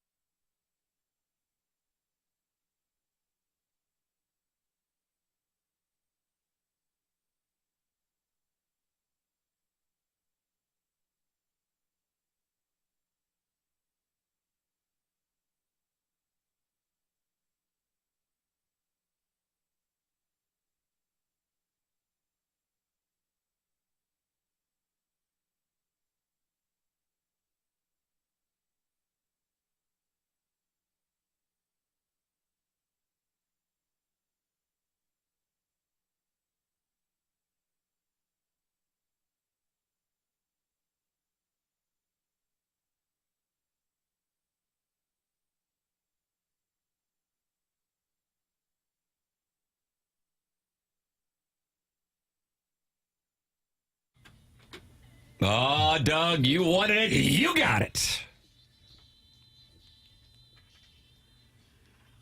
Where has this been all year? Well, Jackie Papers has it for you. It's nice now. Thank What do you. you want? I just think the crowd would go bananas if they played this after a Blues win now. But don't you think it's more special that it's kept to one No, I'd awesome like to hear year? it all the time. It should be our song. But don't you think it would get old? No. Okay. I think you Jackson win the standing cup down. and then you play it. Win the cup, play it again just for I fun. think knowing when to exit something is important. And lost This is art a in a show way. that rides every joke into the ground. Self-awareness. It couldn't have been more popular, more universally praised at the time. Right. So But- why does that mean you have to quit? Because it'll only go down in people's estimation if you exclusively play it. Well, if it does, it does. But in the meantime, you'll have some more fun with it. Tim, Heat Is On was 85. That's right. And then Shakedown by Bob Seger 87. for no real reason. In 86, did they beat the Glenn Fry vehicle, The Heat Is On, into the ground? Or No, did it they kept it for 85. The song in 1986, I wonder if anybody can guess this. Starship? No. Best song in 86? The Cardinal theme song in 1986. Like Celebration in 82, Heat Is On 85, Huh. Can we have initials? Shakedown 87. C-U, don't worry, I'm not doing that. C-U-I-Y-C. Come up in your country. I don't remember that Was song. that the band's initials? I actually had like old Culture Cardinal Club. souvenir cups with this. And it was a band that was the CU? No, that's the song, Martin. Oh, I'm sorry. I'm going to go to the... what is it again? I think instant replay. People are texting an instant replay. I think that was 1983. Yes, people are getting a tip of the cap to the audience. Catch us if you can. Oh, okay. Who's saying And I think Vince Coleman, I think it's an older song, I say respectfully. And if I'm not mistaken, the souvenir cup had Vince Coleman turning and running to second base, Doug, and probably getting ready to steal 100. Catch me if you And as it I turned don't out, remember the that. Cardinals couldn't catch the Mets in 1986. Cards got caught? 86. Oh, they got blasted in 86. I mean, they were out of it in June. Was that the Bob Horner? No, he was 88. Bob Horner was 88. So did they pick a song? I thought Celebration just happened organically. I think it did. The Heat Is On thing, I think, happened organically as well. But they were able to. I don't think you can do this now. They were able to intersperse Jack Buck, Mike Shannon calls throughout, which made it even better. I don't know. I don't know if we'd be able to, like, we can't, can we play that? I don't know. Hell, I don't know. But I mean, that's what made the thing so great. And I share Jackson's viewpoint. I like that Gloria is in 2019. Now, with that said, I have to acknowledge my hypocrisy because when the Cardinals played, was it the Venga Bus? Is that what it is? Is it the Venga Boys or Venga Bus? The Six Flags The thing? Six Flags song. Yeah, right. Can you play that for the audience? I like the little guy that danced with it. Well, he looked like Junior Soprano.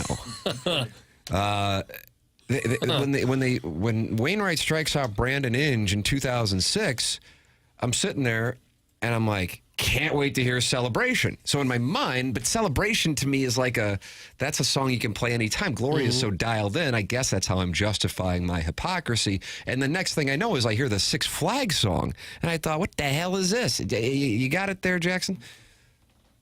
Oh, God, help us all. What is this? So guess what happens in 2011? They start playing this again. Yes! So it's like Celebration's 82, and I'm like, okay, if you're going to say that, I get it. Blues, Gloria, 2019. Okay, I get it. So then you bring out the Six Flags thing in 2006. So that's 2006 for whatever effing reason. Fine. But then they bring it back for 2011. And yeah, I am pissed off by it. And when I watch the Cardinals and Red Sox today and I see those effing red hats to look like the Rangers, the Angels, the Reds, the Phillies, and every other hack-ass organization, I'm going to be pissed about that too. Just like you're pissed about no gold pants for the Fighting Tigers. Yes, I am. Old gold, not yellow. Jackson, these are the things that ruffle our feathers. Hey, I get it. Everyone's got their things. What's your thing, baby? What's your thing? Oh, what is my thing? Getting to 11. Pretty locked into Cardinals Navy Caps making a return. It's not going to happen. Yeah. Even though we asked Marmol about it, and who else? Some of the guys Helsley. on the team. Helsley. They all wanted the Navy caps. Yeah. Oh, I know it. And it's like some of them wear like the navy arm sleeve. Like they clearly want more navy up in this piece, and I don't know why we're not getting it. Doug had a problem with that. I knew it. I didn't need to ask. Wouldn't you sell more merchandise if you rolled them back out? Because people then would say, I need one of those blue hats. You'd think. Make Damn, money. good luck. God, it drives me up the wall. I'm like looking forward to assuming I'll be in cortisone come down when that game gets going today in Boston, and I'm going to see the red hats. I'm just going, God, they got this incredible uniform, one of the best in all of sports, and they ruin it with those hack red hats. Doug Buzz won the Listener of the Month. Was that June 2003? I don't know the months or years, Tim. He is with us on the Collier and Thompson phone lines. Good morning, caller Buzz. Morning, boys. How we doing? Fine. You? I'm mad because Tim's mad. No, really. That's all it takes, huh? But my bad, KG. I was calling the old station's burner instead of this one, so I had the wrong number saved. So I apologize for blaming you. You don't ever have to apologize to me. Wow. So Thanks, Buzz KG. sucks up to Tim, therefore KG sucks up to Buzz. Yeah, interesting. All right. I'm putting down a jalapeno cheese sausage roll from Quick Trip right now. Oh, are you really? How is it? Missile. How is it? Tim, you want to guess the total fat in this bad boy? I'm going to go 60 grams. Doug probably knows. Oh, that's a little high. It's 31 grams with 11 grams saturated fat. The sodium's 1,200. Ooh, good. So You trying to beef up a little bit, guy? Yeah, I'm down to 240, so it's bulking season. But you're only like 5'8" or so, aren't you? Carrot cake. I'm a little taller than that. Are you? What did you say the ingredients were? It's a jalapeno and cheese sausage roll. Oh, God. Sounds awful. Sounds Oh, it's hideous. Marvin called that a grease missile. Yeah. I'm dipping it in sriracha ranch to layer it up. Hey, how about this real quickly, Buzz? The self-made stay-at-home Ladue mom says Buzz is my favorite caller in this show's history. Praise Buzz and his average-sized ween. How about that? That's from the self-made stay-at-home That's Ladue mom. awesome. That's a big endorsement. That is. I'll take it. But I really want to hit the hole here. And it's not Jobu that's making this blues run. It's the fact that my wife will not have sex with me. And I'm going to explain why. Okay. The last time we had sex was the last time we had sex was the final of the Four Nations. I believe that was like February 20th, like something like that. And we have not done it since, mainly because of general just disinterest. But then it got connected to the Blues run, so now she will not have sex with me until the Blues lose again. Nobody wants to have sex with me now. Could it also be Katy connected Perry. to the grease rockets you're eating? No, that's a factor. And then there's also an Easter egg hunt on Master Sunday that we're disagreeing on, and that's leading to some issues as well. The Easter's not on Masters weekend, right? I check that every year to make sure of that. No, it's one of those early, like it's one of like 20 Easter egg hunts, Tim, that we have to attend. Like a tour. Yeah. Yep. I sell stock on Easter egg hunts aggressively. Oh man. So I'm in your vote, but she's obviously disagreeing. That's leading to it. But now it's tied. Literally on Tuesday, I watched the final 2 minutes of the Blues game with my pants around my ankles because they were down by 1 point. So I thought it was about to happen, and then Kyrie said, "Pull those pants up, buddy." And my wife jumped out of bed as if she was so happy, and she doesn't even like hockey. She just didn't want to do it that night. Wow, so she doesn't want to sleep with you that badly? Yeah, right now she finds it fun. I mean, she was able to kind of laugh at me with my little ween and my pants around my ankles. Okay, that's enough. That's enough. That is perfect. That's why this guy's one of the listeners of the month. Yeah. So we had Holloway yell, take his shirt off, and Kyrie yells, pull your pants up. That's exactly right. Good call, Martin. The last thing is you guys seem to have a case of Festus flare-ups. I got that from Telania's in 2014. Festus flare-ups? So much. What is that exactly? It's just Festus is hanging around a little too long after a one-night stand. And I have some cream for that. You guys seem to have Festus on you at all times, so I will be sending that to the station. All you guys do is sit out a week. Yep. You're going to send us a little Festus. Times. Okay. Martin, the players are just stepping on each other out there on the ice. This is starting to sound like the Don I'm. Oh, what's that? What's that? Come on! on, babe. What do you say about that? You can't make me put this thing on. Oh, they got him. Thank you, Buzz. You're on the he's on the ranch in New Mexico. Is that what It's like 8 different shows going on. Buzz putting down gas station artery cloggers before 9 a.m. and then calling you idiots to talk about involuntary celibacy is the least shocking thing I've heard in a while. Get the insulin ready for this cock in waiting. Doug, that's Carlos Spicy Wiener. He's never been a real big fan of Buzz's work. No, nor should he be. You were observing that there might be some real legs on this Real Housewives of TMA thing. You were seeing this in the text inbox. There's some cattiness going on amongst the female listeners. It looks like they may have some interest in pursuing this sort of thing. Who's sideways already, and have they gotten their lips injected? Caller Ellen said she'd be interested, but she makes her own money. And then Sharon shot back to somebody and said, "Listen, biatch, I've lost the text. So many have come in, I can't go back and find it now." I like a little hardcore. You do, like a dirty.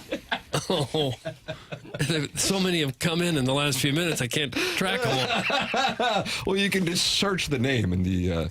Here, I'll see who Sharon's mad at. The stay-at-home Ledoux mom, I think she wasn't happy with. Yes. Let's see. Your name is literally stay-at-home Ledoux mom, but you're not bragging. Biatch, please. Not my fault your marriage is so strong that you put your husband in his pool house. Oh. That's Sharon and Clayton. Yeah, Doug. it sounds like it's on. Well, it's her 4th husband. I thought that was no, it's 5 because she says this is going to be her 5th divorce. Oh, okay, fair.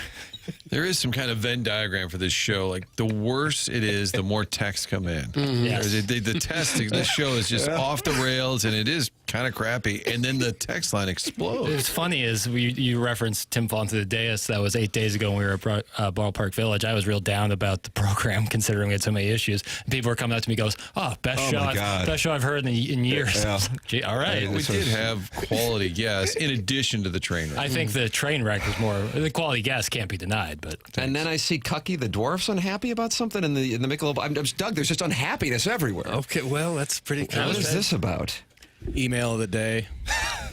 So you're aware. Yeah. What's the situation? I just see there's a bunch of texts and he was in there demanding to know who was in charge of the email process because I guess he didn't make the cut yesterday and demanding. It's just one of those. It goes back to what Prod Joe said: "Be better, not bitter."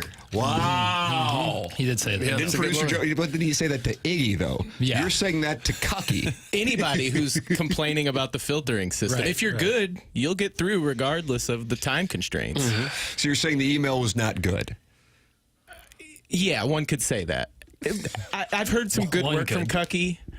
Yesterday, it wasn't in the cards. Hey, you don't have to answer any questions about the process, man. Thank you. Yeah. Wow, man.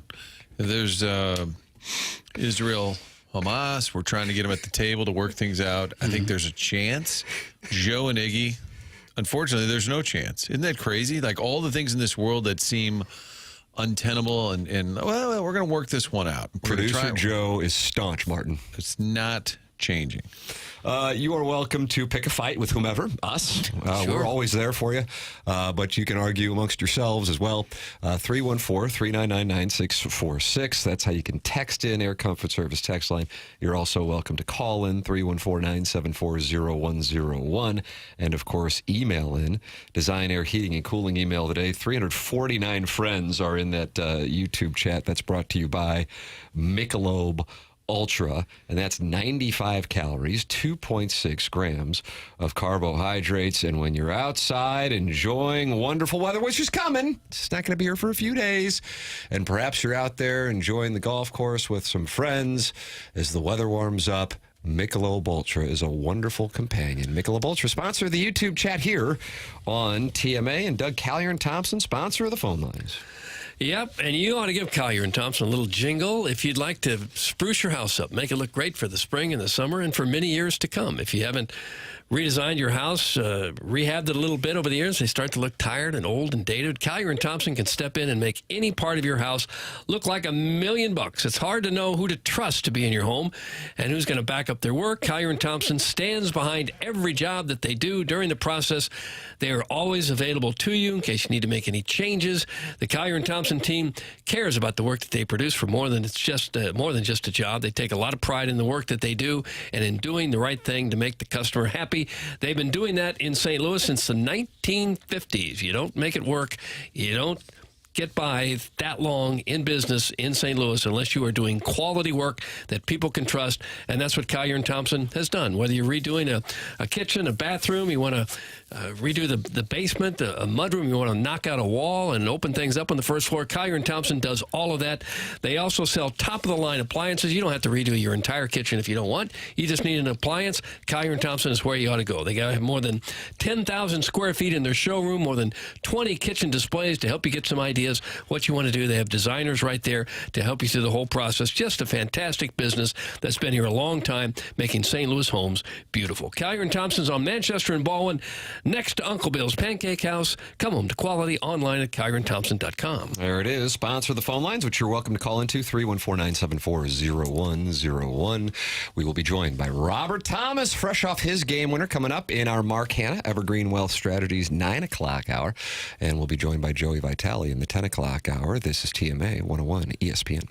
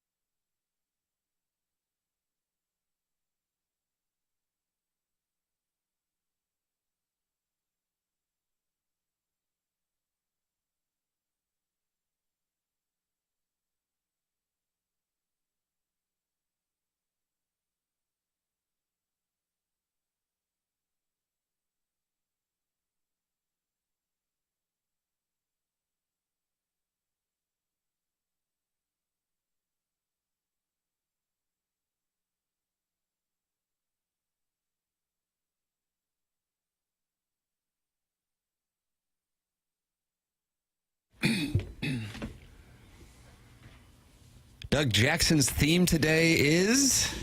Songs of Jubilation. Yeah. But is this song now more associated with, spoiler alert, the end of The Sopranos? It's way up there. It's tough to say no on that. It had a big run during Glee. Remember the... Doug, you always would watch that show where teenagers would sing and dance on Fox. Didn't see much of it. Didn't see a lot of it. That lady in charge was in the 40-Year-Old Virgin. She was in... Best in Show. For a minute, she was in everything. Yeah. Short hair. Yes, Jane Lynch. Yes. Yeah, and she had a relationship with Stifler's mom in Best in Show. Yeah. Jennifer Coolidge of White Lotus fame. Jackson, you excited for White Lotus on Sunday? Yeah, 90-minute finale. 90-minute finale, Doug. Was she also the host of Weakest Link? I think you're correct. Nicely done. She was on everything. She for ran that about a minute. electronics store in 4-Year-Old Virgin, where they would not stop playing. Was it Bublé or they kept playing some song on all those televisions there. And Paul Rudd was about ready to end it right there. Michigan friends are always mad at this song because there is no South Detroit. They said that's the water. They said every time, born and raised in South But he needed Detroit. another word. Yeah, they said, well, isn't East Detroit like Canada? Windsor? Yeah, Windsor. Quite a scene there for gentlemen's clubs, for the record. Canada's south of Detroit at that point, isn't it? If you go south of Detroit across the river, Windsor you're in is Windsor. probably just a tick south and to the east. We'll take your journey calls.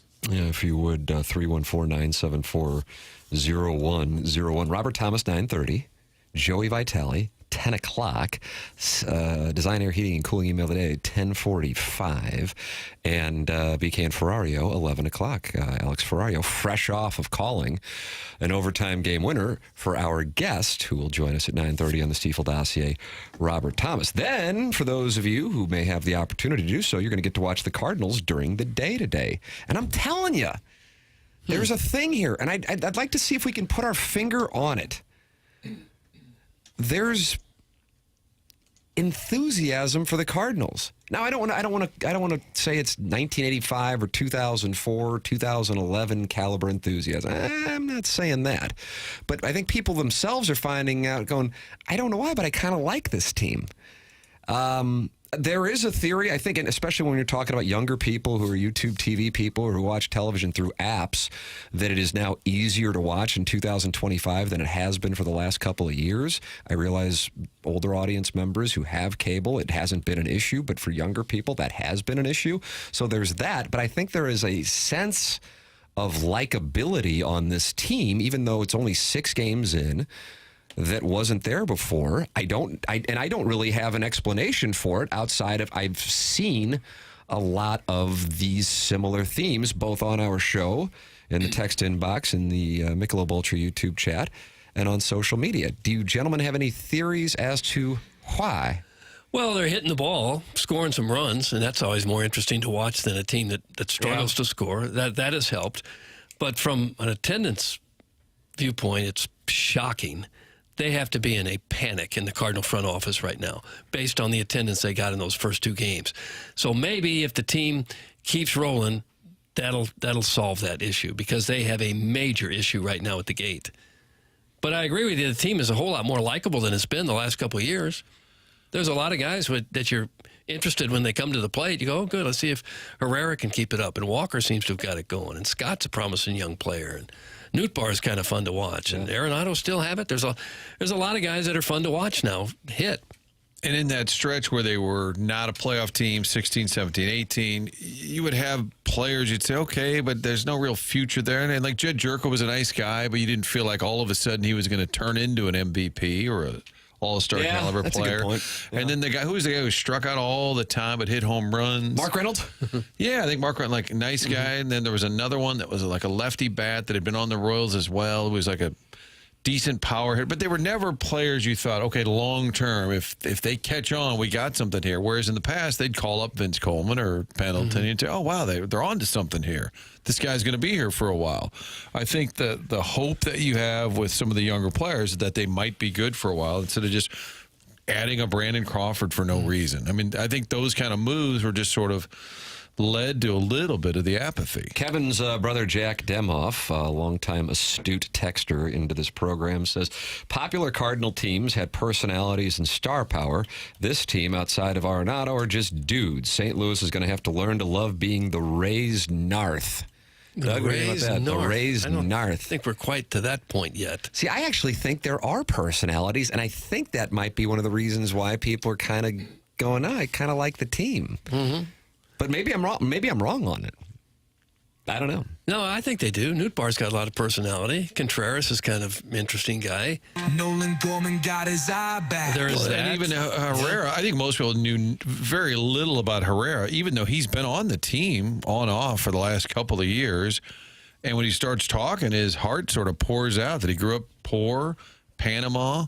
And he said, I know now kids are looking up to me. He wanted to be just like Molina, became a catcher, signed him at age 16. He joined the Cardinals, the organization, in 2016. And we're 9 years later, and people are starting to get to know him. But I do think likability helps for a franchise where the front office and the manager are not well liked. You got to have some, if you're going to have fans, you need some element that they actually care about. Mm-hmm. And they're notably hostile towards Mozeliak, as evidenced by the video that didn't win him over on opening day. You think the people are softening on Marmol just a little bit, kind of liking him a little bit more? I don't know. I can only speak to the 101 audience and what Jackson and I saw when we were doing Balloon Party here from 10 to 11. I would say percentage of hate text directed toward the Cardinals were probably 60 to 70% Mozeliak and 30 to 40% Marmol. And I always would say, hey, there's an owner, and I'm not saying you should hate him, but the buck does stop with the chairman, not Chairman Kurt or Chairman Steve, for the record. In this case, Chairman Bill DeWitt Jr. And this year, I mean, hell, I just don't see a whole lot of Marmol. Now, if a move comes up, then maybe that will get going. But I think it is more directed because of the organizations, whatever went on this offseason. I guess there was a plan to do something, and then they didn't do it.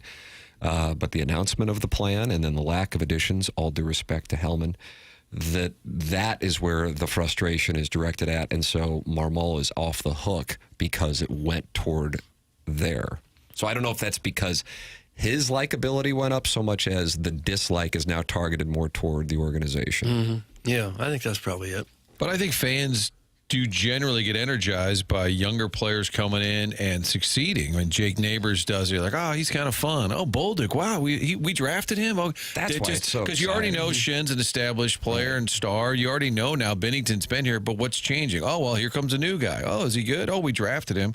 I do think if your younger players come up and play well, whether it's Victor Scott, whether it's Herrera, that everyone sort of reacts and gets excited about that. I think there's something to that. There's no denying that Gorman's got his eye back. Nice. Mason Wynn, this dude be bussin'. He's bussin'? I bust tables at Pietro's. Yeah, I remember that. Tyler. This dude be bussin'. What does that mean exactly? Mason Wynn, this dude be bussin'. What does that mean? He's running hard, playing hard. Doing it for the name on the front, not the back. Oh, gotcha. Is it based on being a busboy? Like that you're a hustler? No. No. It's more street lingo than that? Yeah. Bussin'. Yeah. Jeff Jones, famous on this program for Nolan Arenado sighting that was a hologram. But he took ownership of the whole thing. He has just tweeted within the last handful of minutes, Doug, the Cardinals are recalling Thomas Sagasi for today's game in Boston, corresponding move TBA. What do you think's going on there? Somebody hurt, maybe? Martin, you aware of anything? I am not. I'm trying to think because Sagasi gives you some infield depth. So you would think that it's not related to anybody in the outfield. It's not related sit to Wynn for a day. Well, Wynn just got a couple of hits, unless somebody's nicked up that we don't know about. They would sit Wynn, I feel like, once a week last season, but that was his true rookie year. Right. And it was sort of an issue coming out of camp. You didn't have a backup shortstop, although Donovan appeared, it feels like he could play anywhere. He could catch and be really good. Brendan Donnie, that boy is scrappy. True. It's true. What if the announcer is Gorman doesn't have his eye back? He's going to have to go on the IL for a little while. Right. I don't know, so Jace, that's interesting. Yeah, keep an eye on that. Tell you, Robert Thomas, 9:30. Joey Vitale, 10 o'clock Blues. 11-game winning streak. It's the second time in franchise history they've gotten there. Doug, will there be 12 in 25? Oh, gosh. 12 for the Cardinals and 12 in a row for the Blues. Well, that would be fun. I'd rather have the World Series win than just a 12th straight win for the Blues, because the Blues could not win 12 and still win the Stanley Cup. So if I have to pick one or the other, I'll take the World Series win. So you'd be fine with the Blues losing the remaining regular season games, then rattling off 16 in a row to win a baby? Absolutely. Yeah, we can win this baby if we can just get hot. By the way, Jackson, a lot of clarity. Apparently, was it Michael McDonald they kept playing? For whatever reason, we got like 100 texts correcting me that it was Michael McDonald. Like, I don't know why that. On what? On which one? When I talked On the about 40-Year-Old Virgin, they the kept song playing music. playing in the Jane Lynch. Yeah, the electronic store. McClure North or McClure? I feel like McClure because they hadn't broken off into. They probably didn't have directionals. McClure North when he was a high school kid. When the F are you going to talk about the Battlehawks and the Battle Dome with its new Battle Turf? That's from the Warson Woods Wacko. Gosh. Well, I am excited about the new turf. That's for sure. Nice. Because when Mizzou played there last year, the turf looked hideous. There. We've talked about the Battlehawks. Sunday night, 5:30 kickoff. Fox Sports 1. It's the Battlehawks against Wade Phillips and the San Antonio Brahmas. It's a rematch from the bitter playoff exit from a year ago. Manny Wilkins' turn to right the ship. Wow, Doug. Keep an eye on it. We have some breaking news. I guess if you all look at your phones, you will have a text from friend of the program, Brian Bartow. The corresponding move on Sajasi is Nolan Gorman is going on the 10-day IL with a right hamstring strain. So that is what the move is. So Jeff Jones was on it. And it is Gorman going to the IL. He got his eye back and lost his hamstring in the process. Lost his hamstring. It does stink for him, even though he's not playing a ton. This is a big year for him. You don't want to lose time or kind of go backwards. So it sucks for Gorman. Yeah. But Sajasi is another guy at the minor league level, just hits and hits wherever he goes. Now, Dave and Mo Fallon is mad at the Warson Woods Wacko, and so this Real Housewives of TMA might be Real House Husbands, too. Tell Warson Woods Wacko to shut up. No one cares about the Battlehawks. That's Dave, and he's in Mo Fallon. Okay, stop arguing amongst yourselves. Hey, Jackson, how are the Mizzou basketball team doing? That's from the 618. They lost a couple weeks ago. Is that going to be a SportsCenter update? No, I think we've nicked by Drake. We've moved. Yeah, the SportsCenter updates are on tape delay by about a month. Wow, that was way more than I thought you would talk about. That's from the Warson Woods Wacko. Doug, he liked your breakdown. All right. Of the Battle Turf. I do like Rodrigo Blankenship. Yeah. I think attendance will be a little softer than it's been the last couple of years where they were setting records. I think the expectation is it'll be down a little bit. How about the fact that their ratings were right there with the Cardinal game last weekend? I like that. Was it really? Yeah. Thanks to the 2 Fox pregame show. Probably rallied the troops, got people kind of pulled in. Big lead-in. Yeah, thanks. Did you see where the Cincinnati Bengals CEO said, we might move if we don't get what we want? Yes, indeed. I have that link up. Oh, they could go to LA. Oh, that's kind How about here? How about right here, right down the river? The Battle Dome? Yes. According to the Cincinnati Enquirer, Katie Blackburn, who serves as the executive vice president of the Bengals and just so happens to be the daughter of the owner, Mike Brown, declined to dismiss the possibility of the team relocating ahead of the expiration of the lease that will expire next summer, while discussing the matter at the recent league meeting, saying, quote, "We play it day by day. Like everything else, we just continue to have discussions, see where things are, and then have to make decisions at the appropriate time. We love where we are. I think that's a great thing for the city. I think the location of the stadium right now is good. Our stadium obviously needs to continue to be maintained appropriately, and you want to keep it at a certain level that's important just so that we're competitive with others. But, at the end of the day, we're playing it one day at a time, and it's just we have to see where it all goes." That is the daughter of the owner of the Bengals, and I guess clearly hinting that they would like to play at the Battle Dome. Bengals come home. This is where they belong. Jackson, would it excite you to see Joe Burrow throwing to T. Higgins and Jamar Chase? Be one of the best days of my life. Is that right? If they announced that the What if NFL the Pelicans said they were going to move here? What would you rather have, Bengals or Pelicans? You know, if you would have asked me in 2016, right after the Rams moved, I would have said I'd rather have the NFL back. But now, as I sit here almost a decade later, I think I'd rather have Hoop Rock back. Oh, that's the wrong answer. I have to tell you, I think that's the wrong answer. It's nothing. And you know, I don't have the anti-NBA thing. That might be an underlying reason here in the region for why there are so many who are anti-NBA. Without doubt. But if you have an NFL city, you're a major league city. It would be much better for the city to have the NFL. But for me personally, I would personally rather have a basketball team to follow every single night. You should live in Indianapolis. They have the perfect combo for me. I was going to say, what they is don't have baseball or hockey. I know. What is your perfect combo? NFL, NBA. Cincinnati goes baseball, NFL. Yeah. Indianapolis goes NBA, NFL. Yeah, Indianapolis has my perfect combo. Nashville for now, just hockey. Nashville will have all four within 20 years. Yeah. I wonder if an NBA team wouldn't have a larger economic impact than an NFL team. Just because the NBA is going to play, 40 games, and your football team is going to play 10, counting exhibition games. I don't know. Ask Kansas City about the impact of the NFL for them, and I get that it's only however many games that it winds up being, but it puts a city on the map. There was an article in the Business Journal about that maybe a month or two ago about how St. Louis, when the Rams were killing it. So obviously you're going back a quarter century and what it mattered and how that has impacted Kansas City. So it's almost market reverberation more than it actually is direct correspondence to home games. I get where you're coming from. Totally makes sense. It's a bottom line. Your major league city, if you have an NFL team, the Packers kind of the exception with the grandfathering in process, but that hurts. So I guess the Battle Dome will host Joe Burrow, Jamar Chase, and T. Higgins. That'll be fun. That'll be fun to watch. You think we're going to have to build a new stadium to get the Bengals? It does seem to be on their list of demands. Yeah, I think we'd have to. I mean, I think you just send them a VHS of the Missouri-Memphis game from September 2023 at least say, send the new turf. Any questions? I think you just chop the top off the dome. Doug's always been an advocate. That would of help. Yeah. Chop the top. I've got a circular saw. I will climb up there and cut the top of that roof I'll start on one end, you start on the other, and then we'll meet right about the river. Bengals Stadium opened in 2000. I was wondering about 2000? this. 2000. Because Oz Akeem went off in 1999 with the greatest show on turf. So that was still Riverfront. Right. Which 70 Sports always tweets old pictures, and there's the one, I think it's Cincinnati, where there's just a car parked behind the end zone.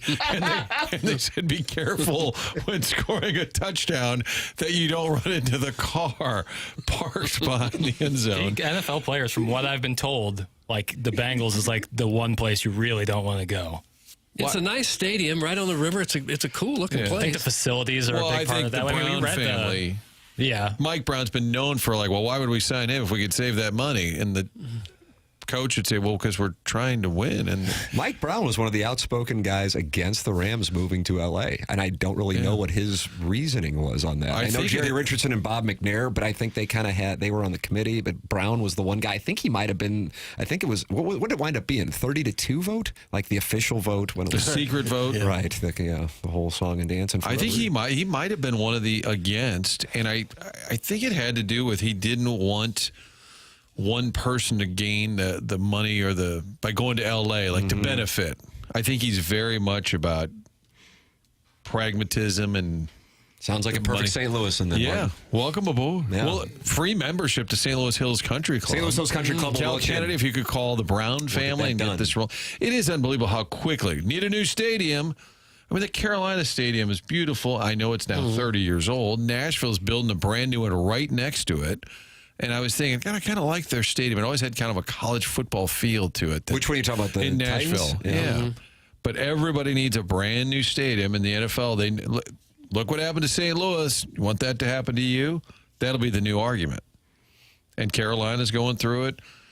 Tennessee's already given in. Now Cincinnati will be the next one. Bengals come home. Right down the river. Just float down the Ohio. Where does the Ohio hit the Mississippi? I don't crowdsource river knowledge. Okay.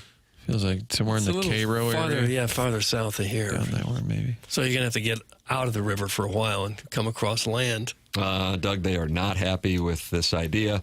Yeah, sure, let's get cucked by the NFL again. Great idea. That's from the Grumpy Cornhole. Well, you got to try. If you're ever going to get another team, you're going to have to try. Doug, the confluence of those rivers is in Cairo, Illinois. Is that right? I said that. Okay. Yeah. I was got that one. I was just guessing. I didn't know that. Topical Rams relocation talk. Great stuff, guys. That's from Ernie Bjorkman. Okay, stop it, Bjorkman. Stop it. We want a club here, all right? We're just daydreaming. We'd like to have a team here. Bengals, come on home. NFL team most likely to move. Well, at the moment, probably the Bengals. Did Buffalo?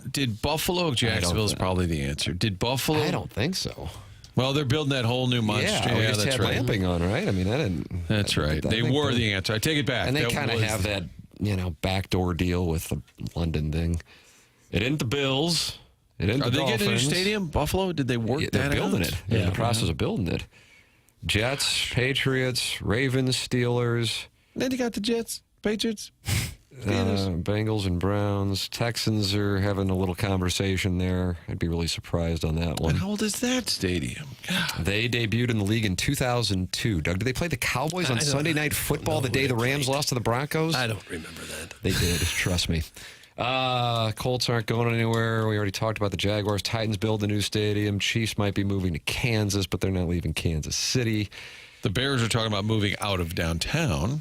That's a big thing there. Chargers are Jimmy Snipes to Kroenke's Braden Sheen. If New Orleans were to be hit by another hurricane, would they maybe want to come up the river? It's all about the river. For us to get a team, by gum, it's got to be connected to Jerry Jones seems like he likes it here.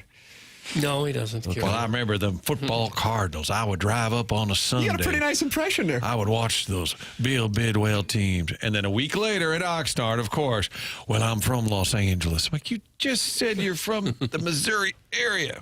I don't think there's an answer, is there? That's I guess Carolina, did they get their stadium? They got $600 million in funding. Okay, so they're good. They're good. You can give your thoughts in a wide variety of ways. Text in 314-399-9646. Call in 314-974-0101. Email in Design Air Heating and Cooling. Email today, the morning after at InsideSTL.com. And you are welcome to participate in the Michelob Ultra YouTube chat with 328 of your closest friends. That's at youtube.com/TMASTL. Watch the show and talk it over throughout. This is TMA, presented by Brown and Crouppen and 101 ESPN.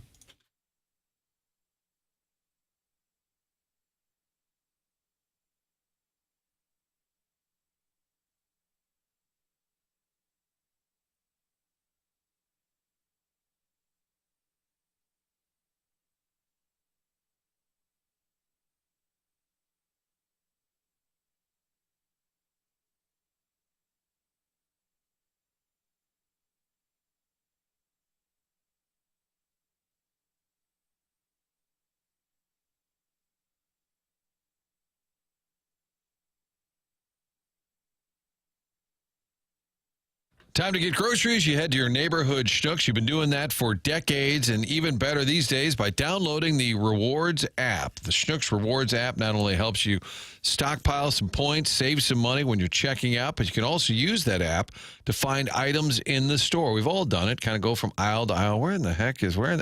Get on your phone, put it in the search engine there, and they'll tell you exactly what aisle that item happens to be sitting in. They'll also let you know about curbside, delivery. You can do all of it with the Schnucks Rewards app. Make sure you get that downloaded. Double points days. They'll send you some alerts for things like that. Digital coupons that are sent directly to you. They customize some of your shopping habits, helping you save more money. Do all of that at Schnucks. It's the Schnucks Rewards program. Simply download the app. You're going to go grocery shopping. You're headed to Schnucks anyway. Make sure you pay yourself back with that great app, the Schnucks Rewards.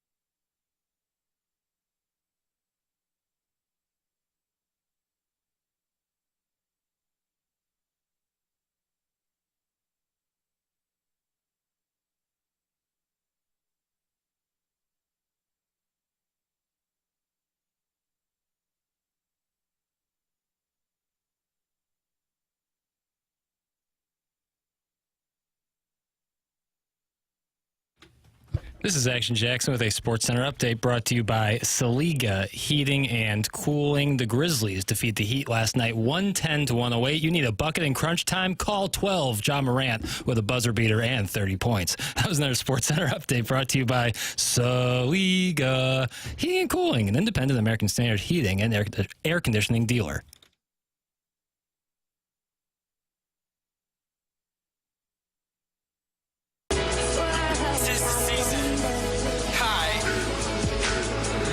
From a city where we celebrate Doug Jackson is doing Songs of Jubilation as his music theme for a Friday that is going to be a full-on pony show this weekend? With the rain, Cardinals on the road. No. Pony? It'll be a great weekend. Every weekend's a great weekend. It sounds like you're not high on the weekend. Yeah, I know. He's selling his stock in the weekend, huh? Just kind of chill. It's kind of a relaxing, chilling Just weekend. with the weather being so down. No bussing. Yeah, probably not. But you can watch the Blues and the Avs tomorrow night. Absolutely. You can go to Kelly Chase's charity hockey game. That's a good place. Yeah. Cancer second shift charity hockey game is tonight at the Centene Community Ice Center, and you can tune in this afternoon to hear the Fast Lane broadcasting live before the game from 2 to 6 at the E&B Granite Studio. Tickets are on sale now for the second annual Puck Cancer second shift alumni game. See the Blues alumni against the Blackhawks alumni. That's including Jamie Rivers in a rivalry game, and support a Siteman Cancer Center and the V Foundation for Cancer Research. Grab your tickets now for the game tonight, and then tune in this afternoon for the Fast Lane Live from the E&B Granite Studio at Centene Community Ice Center. Because he's going to be at the game. Joel Quenneville got a big ovation last night. He was sitting next to Doug Armstrong, and I don't think he knew he was going to be up on the board, kind of like Kevin Hayes hoped he wasn't going to be up on the board. And when he noticed, gave an acknowledgement to the crowd and got a huge ovation. He's a very popular coach. Absolutely. Winningest all-time coach in Blues history. More wins than anyone else. Beloved by many of the guys who he played for. I remember asking Walter one time, Martin, our surprise guest yesterday, who his favorite coach he ever played for was, or best coach was. And he said Quenneville, without question. It's not even a conversation. I feel like a few guys feel that way. Yeah, everybody loved Quenneville, and then he leaves St. Louis and starts winning cups. That was sort of a theme for a while, whether it was Doug Wade or Chris Pronger. Or at least it was only the Blackhawks. Corey Stillman, or the Blackhawks a couple times too. Yeah, that was a great moment. Big crowd cheering on Coach Q, and then tonight the star power. My God, between John Elway just randomly coaching a charity hockey game, friend of Chasers. Scotty Young was on the broadcast last night. I saw they paid, would you say homage or homage to Scott Young? The goal they chose to show was a little surprising to me from Scott Young. When you think of a Scott Young goal at the Blues, what do you think of? That's what they chose. Okay, so maybe I'm off on this one. Was it Game 5 that he won? And Turgeon had the Game 7, where I think Younger had the Game 5. So maybe I'm off. That's the goal that they chose. They went back to St. Louis, won, and then Turgeon with the winner in 7. The goal, I would think, was against the Avalanche in overtime. I think that was Game 3 of the Western Conference Finals. Maybe they couldn't find that one. Sometimes the video just gets away from you. Had that happen about 1,000 times at Channel 4. Especially after one of the news directors threw away all our tapes. Why don't you go in there today, Doug, and kind of reorganize the office and start doing a little more archiving? Well, because I'm not there. Haven't been 3.5 years. When? Oh. Doug's take is they might not be able to find the video, and he's not happy with his news director from 10 years ago. When he's saying that, he's wearing mittens, and those mittens are brought to you by EDF, the EDF Group. And if you are interested in supporting the sponsors, the EDF Group is a loyal TMA sponsors, and especially if you own and or operate a business, that's where the EDF Group can really help you. Did you know that fire codes require your company's fire alarm system to be inspected and maintained by a certified fire alarm service provider? It's not just about compliance, it's about protecting your employees, customers, and property. And that's where EDF Group's Fire and Security Division comes in. They're proudly serving St. Louis and beyond. EDF Fire and Security specialize in keeping businesses safe and secure. From expert fire alarm inspections to advanced commercial security systems, they've got you covered. And it doesn't stop there. With 24/7 fire alarm and security monitoring, you'll have a peace of mind knowing your business is protected every hour of the day. Don't wait until it's too late. Call EDF Group's Fire and Security Division today and let them help you stay compliant, secure, and safe. Visit theedfgroup.com or call 314-993-8053 to learn more. EDF Group, your partner in fire safety and security. Robert Thomas joining us coming up in a matter of moments, fresh off of his game winner last night to tie the franchise record of 11 wins in a row, 18 next on 101 ESPN.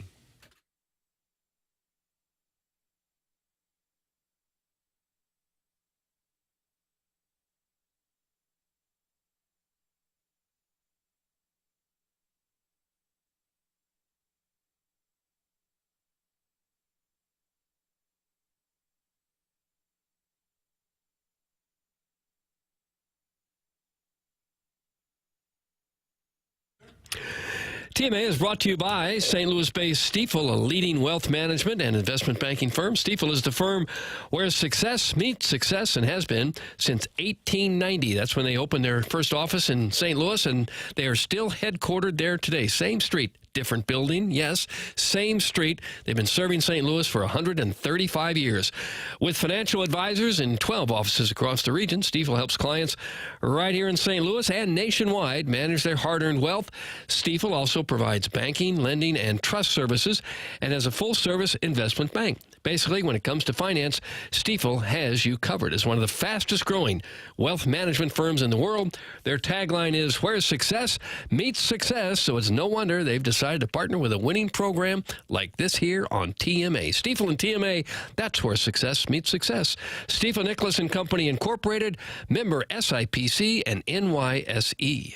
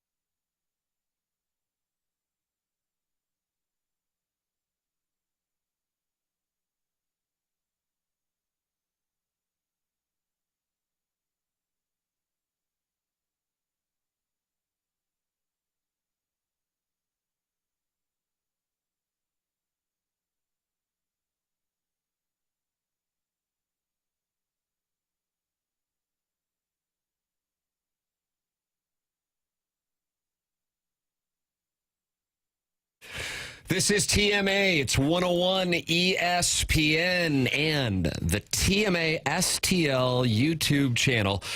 Online at youtube.com/TMASTL, or just open up the YouTube app on your television, Doug, and you can watch us. Yeah. You're working from home? Fine. Watch the program. We'll spend the morning with you, Okay. and maybe Doug will spend the night with you. A lot of beefcake in this studio, Tim. Amen. Brings in big ratings. It is our pleasure to welcome to the Collier and Thompson phone lines. Oh, Doug, I don't know, 11 and a half hours removed from a gym dandy to make it 11 in a row. Friend of the program, Robert Thomas, with us here on 101 ESPN. Robert, good morning.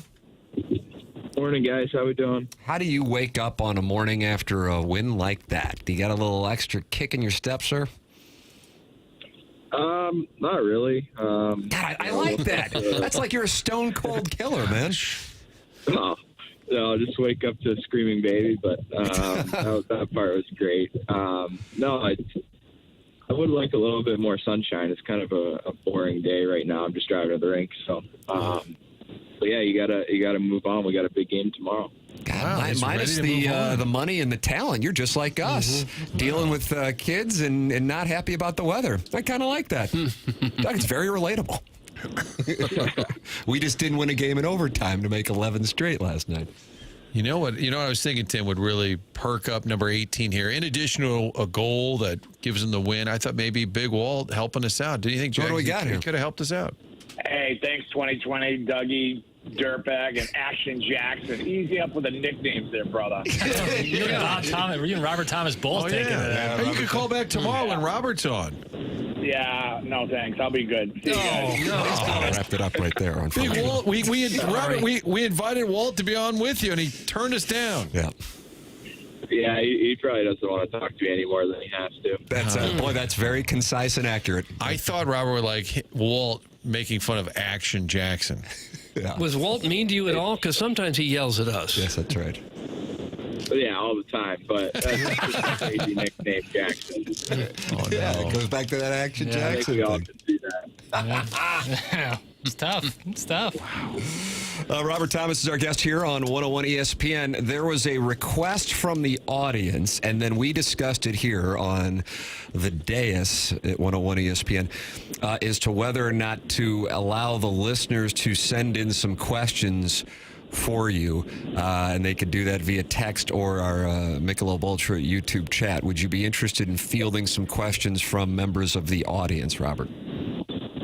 Yeah, let's do it. Yeah, the door is open. Okay. Pandora's box is open. All right, boys, and I guess apparently, ladies, since we're going to have this Real Housewives of TMA thing, 314-399-9646, Air Comfort Service text line, Michelob Ultra YouTube chat. Go to work. 323 people are in there watching and talking, and then you got the text. Before we go to this, let's talk about specifically last night, because you know, I was listening to the post game. You're kind of like, hey, man, it's great that we won, but we can't have that happen where we got a 4-2 lead and we let it get away to the point that we're in overtime. So when you look back on that last night, were there anything that you guys noticed that you kind of let slip away there in the final 10 minutes or so? I don't know in particular. Look, we've been one of the best teams going into the third period with the lead. Our record is pretty substantial, and even when we do give up the lead, we find a way to win it, whether it's in overtime or late in the game or shootout. But those are just big moments that as you kind of prepare for what's coming ahead. And, the last crunch time in the last 5 games, you got to find a way to close those games out in regulation and not have to go to overtime. So I think that was the biggest kind of message with that is, we're getting into crunch time where every point matters so much. And when we have a lead, we got to continue to be as dominant as we have been in the third periods. That may have been one of the more physical games you guys have played. At least it looked like it as a fan, seeing 5 different times when a player was on the ground and slow to get up and needed help from the trainer. In the second period alone. Yeah, including yourself once. Everybody come out of that okay? Yeah, obviously don't have all the updates, but they're using their sticks as weapons for a couple of minutes. There are a lot of high sticks and on their own team and on our team. So it was a crazy second period, back and forth. And yeah, we'll see how everyone's doing today. Yeah, obviously Dylan Holloway, it seemed to be the most affected by it. And as a team, that's got to hit you for a second when he's gone. Like, obviously it changes things up with the lines, but in the moment, how does the team react? Yeah, it obviously sucks. He's such a huge part of our team. He's been playing so well, and he's been a big driving force. Him and Kyrou and Schenn have been unreal together. They've been a tough line to defend, and so he's a huge part of our team. So I hope he's feeling better today and can get back soon. But it's the same thing that we talked about with when Franco went down. Obviously, he's a huge part of our team as well, and we've always been a team built around depth and next man up. And you look at guys like Snuggerud and Boldy, and if Ollie has to miss time, and they can step up and really fill that role and keep this train moving. Robert Thomas, our guest, live on 101 ESPN and the TMA STL YouTube channel, and he's taking questions from the audience. So you can text him in 314-399-9646 or in the Michelob Ultra YouTube chat. Doug, we have a bunch of them, and I'm just going to try to go through them in order. Hey, RT. Anybody call you RT? Yeah, a couple people. All right, fair enough. All right, maybe it's this guy. John Lithgow's Harry Henderson is the texter. Why number 18? Is that the highest number of partners you've engaged with at one time? No, how about just the jersey? This is why, Doug, you said might not be a good idea. The jersey number. If so, Action Jackson's number would be 0. So unfortunately, I said I'll just start reading, and that's... Yep, Robert, that's what we got. All of that was just to make fun of JB. That's all that was. You're welcome to answer it, of course. I don't know if counsel would advise you to do so, but go to breakfast on game day, a little more benign coming in from the 262 area code. Do you have a go-to breakfast on game day? Probably like a protein shake or something, I guess. No, I usually like a couple over easy eggs. A little bit of bacon, some hash browns, and then every once in a while, I'm a big fan of a nice pancake or a waffle. How about that? Stack of flapjacks. Wow. Yeah, I like that. I feel like Big Walt on game day. Maybe a waffle and a Bud Light. But Walt, it's 9 a.m. Oh, that's fine. Bud Select then. Hey, Robert, great goal last night, and thank you. My question is, which member of the 2019 team would you make out with? Oh, my God. No. Are there any I'm reading these without filtering them, and again, you're welcome to answer.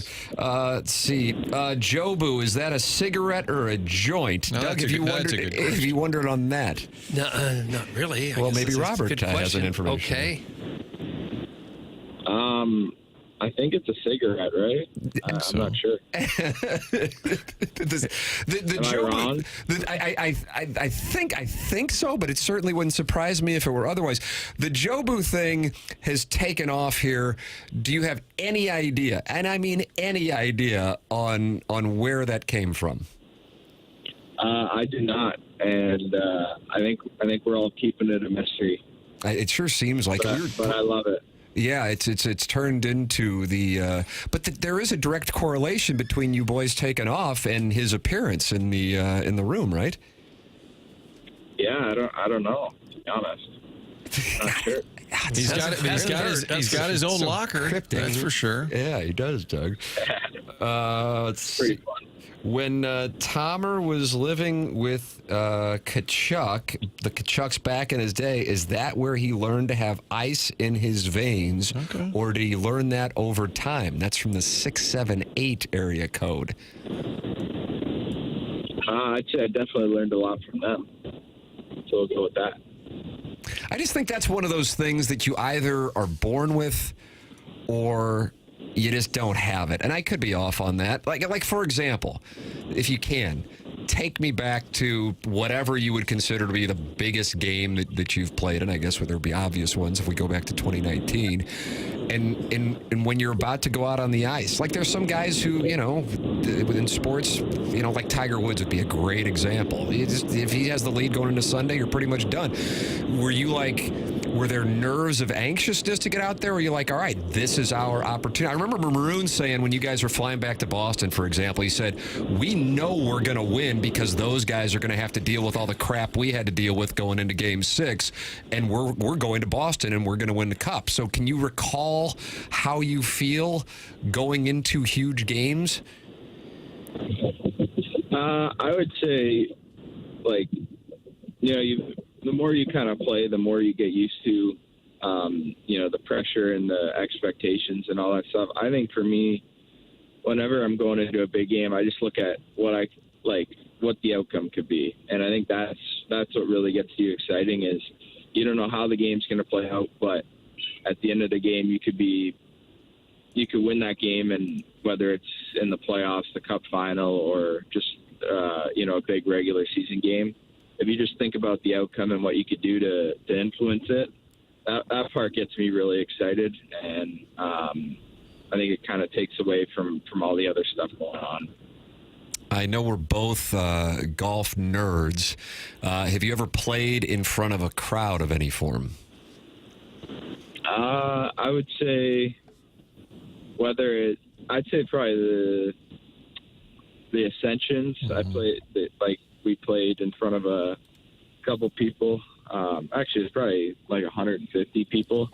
It's weird. You can play hockey in front of 18,000, 19,000 and not be worried about it, but as soon as you get in golf and there's 5 people watching you, it's like, oh boy. That's why I asked the question. I remember I played with Jim Edmonds a few times, the former Cardinal, and he would get really frustrated, and I guess he played a Pro-Am at Riv one time, and he goes, I was standing over the ball, and I was freaking out about it. I said, so let me ask you, when you were playing in the World Series at Fenway Park, were you nervous? He goes, no, why would I be? And I go, well, that's my point, is that you're playing in front of millions of people on television, and you're playing in front of however many people Fenway holds, and you're not even thinking about it, just like you're talking about with hockey, but then you stand over a golf ball with 150 people watching something that really doesn't mean a damn thing, and it can get your heart pumping. You know what I mean?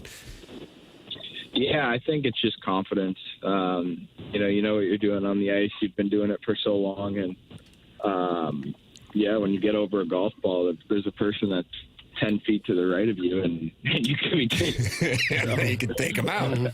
It's a totally different game. Robert, how does a player end up? So you ended up living with the Kachucks. I think Backus might have lived with Big Walt too, and now Snuggerud's over at Schenn's house. How does that happen? Does the captain or an older player just say, hey, you want to live here? Or do you go around the room, hey, anybody want Snugs living with them? How does that play out? It's usually the captain or an older guy, someone who's kind of got the house with kids and stuff and in order. And it's something that's so cool in hockey. Even a lot of sports, it happens, especially as a young guy. Just being able to have an experienced guy kind of take you through every day, talk about things that you might be feeling or seeing, and just more comfortable, especially when it's, a captain or an older guy. Having that away from the rink experience with guys makes coming to the rink every day so much easier. You imagine being Snuggerud the other night. Crosby walks in the house and has dinner at the Schenn's. You're Jimmy Snuggerud. You're just playing college hockey. Now you're living in the captain's house. And, oh, hey, Sidney Crosby's here. Hey, pass the salt. Pretty cool. It's pretty cool. What if nobody invites you to live with them? You have to find a trailer or something? Well, what then? I would say 99% of the time someone will invite you. Okay. If not, enjoy the hotel. There's always Strickland's. You can always Andy Strickland put him take you in for sure. Yeah. Let's see what I got on here. Doug, I'm reading the questions. I wanted to know why you wore number 18 without the other nonsense attached. It was 18 always your number? No, I never worn 18 before. I was always 9 growing up, and then I was 27 in junior. And then I remember my first year I had, I think it was 2 or 3 options. They're like, all right, 18, 36, or that was pretty much it. And 36 was horrible, so 18 it was. What the? Yeah, pretty good number. That's about it. What was 9 for? Was that your favorite player growing up? Gordie Howe, maybe? Honestly, I don't even remember. I've worn. Maybe they just gave it to me when I was like 6 or 7 years old, and I just always worn 9. Hey, Martin asked you about Schenn and Snuggerud living together and Crosby coming over and hanging out. Got a chance to see him get his first point last night, and with the Holloway situation, he was getting a chance to move up on the line combinations. What have you seen from him that stands out to you, because you lived that experience here a few years ago? You know what he's going through. And then what have you seen from him on the ice as well, Robert? Yeah, I think just how prepared he was. Your first game, you're always nervous and excited, and it's a hard game to play. You have so many family and friends in town, and I thought he did a great job. And then you look at last game, he just looked so much more comfortable. Obviously, a great play to Jake, but he had a bunch of shots that one hit the post in front of me, and then a couple that just missed. So he seems to be getting more and more comfortable, and the speed that he plays with, obviously a shot everyone talks about, but just his hockey sense. Waiting for Jake to get open on that backdoor pass was pretty special play, and I'm excited to see him get more and more confident and comfortable and see what he can do. He's going to be a big part of our team moving forward. When you scored the game winner last night, could you tell right off the stick that it was going in? As soon as you shoot it, do you know that it's heading right where you aimed it? Yeah, it felt really good. I'd missed that shot twice already in the game, so knew if I kept doing it, one would go in. But yeah, that one felt really good, and just saw it around the defender go in, so it was nice. Other than calling into this show, is there anything like that moment when the crowd goes nuts and the game's over? Yeah, it's a good analogy. No, that one felt really good. Better than calling in here? Better than calling Tim. He had to think about it. Yeah, It felt like there was a pause there. Maybe he was thinking about hanging up. But 262 area code, favorite Blues sweater? It's a good question. I like this. We love uniform questions on this program, Robert. I would say our Winter Classic ones. And then the close second would be the ones we wear on Saturdays, those light blue ones. Yeah. What did you think of the red ones you wore against the Red Wings on Tuesday? Yeah, those are really good too. We got lots of good ones, but those other two would be my favorite. The ones you guys wore against the Wings, those are polarizing amongst Blues fans. Got a golf question from Chairman Steve in Wildwood. Has Robert played Grove 23, Jordan's course down in Hope Sound? Also, what course has been his best experience? And then Doug, a third question. Okay. I'm playing Riverside this weekend. If it doesn't flood, Robert, if you want to join me, the Busch Lights will be on me. Nice. So Nice offer. Nice offer. Kind of an invitation there. I know you're a little busy tomorrow night, but maybe during the day, you can play Riverside with Steve in Wildwood. Yeah, thanks for the offer. Don't think that one's going to work for me this week. Just because of the schedule. Yeah, just because of the schedule, that's all. Yeah, just because of the game, but nothing else going on. Yes, I have played the Grove. It was a really cool experience. And other than that, I think Riviera in California. Oh, you have played Riv. Cooler experience. How about that? That was cool. Green right in the middle of the bunker, right in the middle of the green. Did you play Grove with teammates? Yeah, teammates and a couple of ex-NHLers as well. Nice. But, that one with the green or the bunker right in the middle. At Riv? Birdied that one. Yeah. Birdied it. How do you do? Yeah. Nicely done. In Grove 23, Jordan's course has the drones that delivers you the food and drinks? I haven't seen that, but they do have that, yeah. That's a nice feature, Doug. If you would like a beverage, a drone comes out and flies it to you. And they don't have that at Riverside yet? I think they're implementing it this weekend for Steve's round. Probably because of the flooding. Hey, you want a Busch Light? There's a cooler on the 10th tee. That's where you can get it. Let's see what I got here. Will Robert be reading the fine print on his contracts going forward so he isn't being held hostage on this radio show? That's from Carlos Spicy Weeder. Robert, is that something that might be?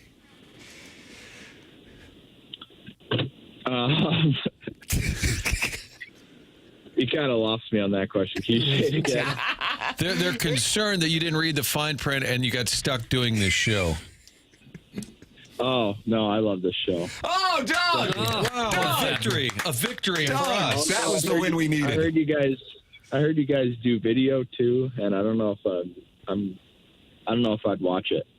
Oh, gosh. We'll edit that part out, but the first part we'll take. It's also fair.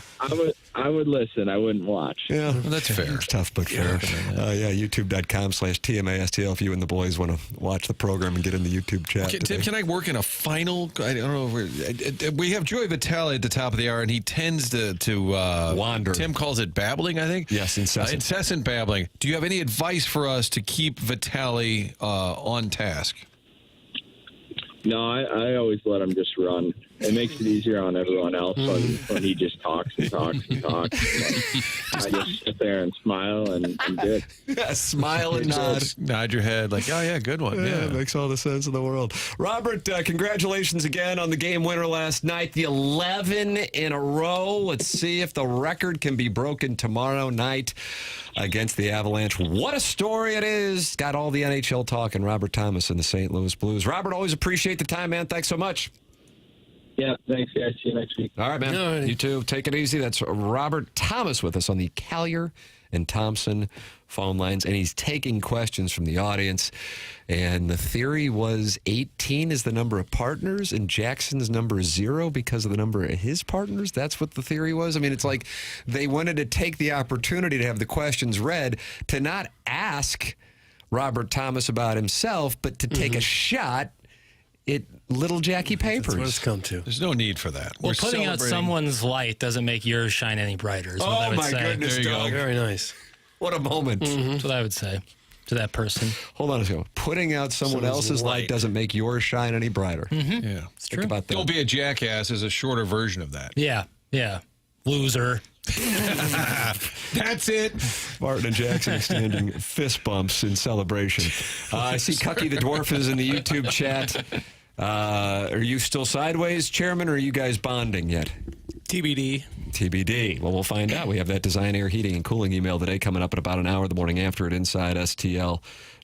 Martin, I know you got that onboarding coming up at the 10 o'clock hour. Anything you need to tend to here? I do, but I will stick around for Joey V because the last time I saw him, he says, "You're never there. You don't stick around for me." It was a thing, so I decided I'm going to put that to rest while also offering up a different text topic another day. But you mentioned Chairman DeWitt, and then we have Chairman Kurt, Chairman Steve. Mount Rushmore of chairmans would be a fun topic at some point. Sinatra, probably. Fred Ridley. Oh, yeah. So you see, there's too many already. You know what? There's not too many options at Mid-America. There are so many. You'll say, I want to go to Florida. Where do you want to go? You want to go to Lauderdale? You want to go to Fort Myers? They do. They have like 4 different flights to Florida. Huh? 7 different. You go to 7? Destin. They've added Gulf Shores. They've got Hilton Head. That's Mr. McKernan may want to just hop on a plane, get yourself quickly. No, moms don't fly. To Hilton Head. Well, she can drive. He can fly. Las Vegas, you want to get away. Maybe Andy Dick's at the pools. Get on a plane. You can do that at Mid-America's St. Louis Airport, located in Mascoutah, Illinois. A short drive from St. Louis area over there, and you're parking and getting inside quickly. Less than $10 a day to park, and the average time from parking, walking in, going through security, getting to your gate is 15 minutes. How about that? Convenience, lower prices with all those Allegiant flights. Find out more at FlyMidAmerica.com. Again, FlyMidAmerica.com. Book those flights today. Warmer destinations, save time, save money, and do it with Mid-America, St. Louis Airport. There it is. 10 o'clock hour will be coming up. Mark Hanna, sponsor of the 9 o'clock hour. That's Evergreen Wealth Strategies. And we were grateful for Robert Thomas's time. Joey Vitale's time is about to be given here coming up, and we're told to just smile and nod while he goes. Okay, we can do that. So we will do that. Last night he was talking on the scoreboard. I don't know how many of you were watching this in one of the intermissions with his co-host. I don't know her name. I apologize. About how he loves how the penguin area of the zoo smells. It does have a distinct odor. Yeah. It does, because you're right up on the penguins. You don't like that take? No, it doesn't smell good. I mean, are we kidding? Well, it sounds like you're getting in the version of kink shaming a little bit. Well, it smells like animal waste. Oh. And it's really cold, too, so it, like, lingers. It's like if you were to put all that in your refrigerator. He asked the crowd to respond if they like the smell of the penguin area of the zoo. God. And it was met with silence. I can imagine. We're getting It was really like close. Randy Watson in Sexual Chocolate demanding applause. That's what it was like. We're getting really close to a Vitale intervention. I mean, we're really about to be. We're Kind of like when Armstrong turned to Kelly Chase and when Brett Hull was up there singing Gloria at the parade and said, "Go out there and get him." And Chase said, "I'm not going to go get him. You're going to have two drunk guys wrestling on the stage." Yeah, I think we're at the point where, hey, Joey, Z wants to see you, Zimmerman, and I heard Stillman's in there too. Oh, okay. We will hear what he has. I would imagine he had to have crossed paths with 87 while he was in town. If not, he's going to be heartbroken he wasn't invited to the dinner at Schenn's house. Joey Vitale coming up next. This is TMA 101 ESPN.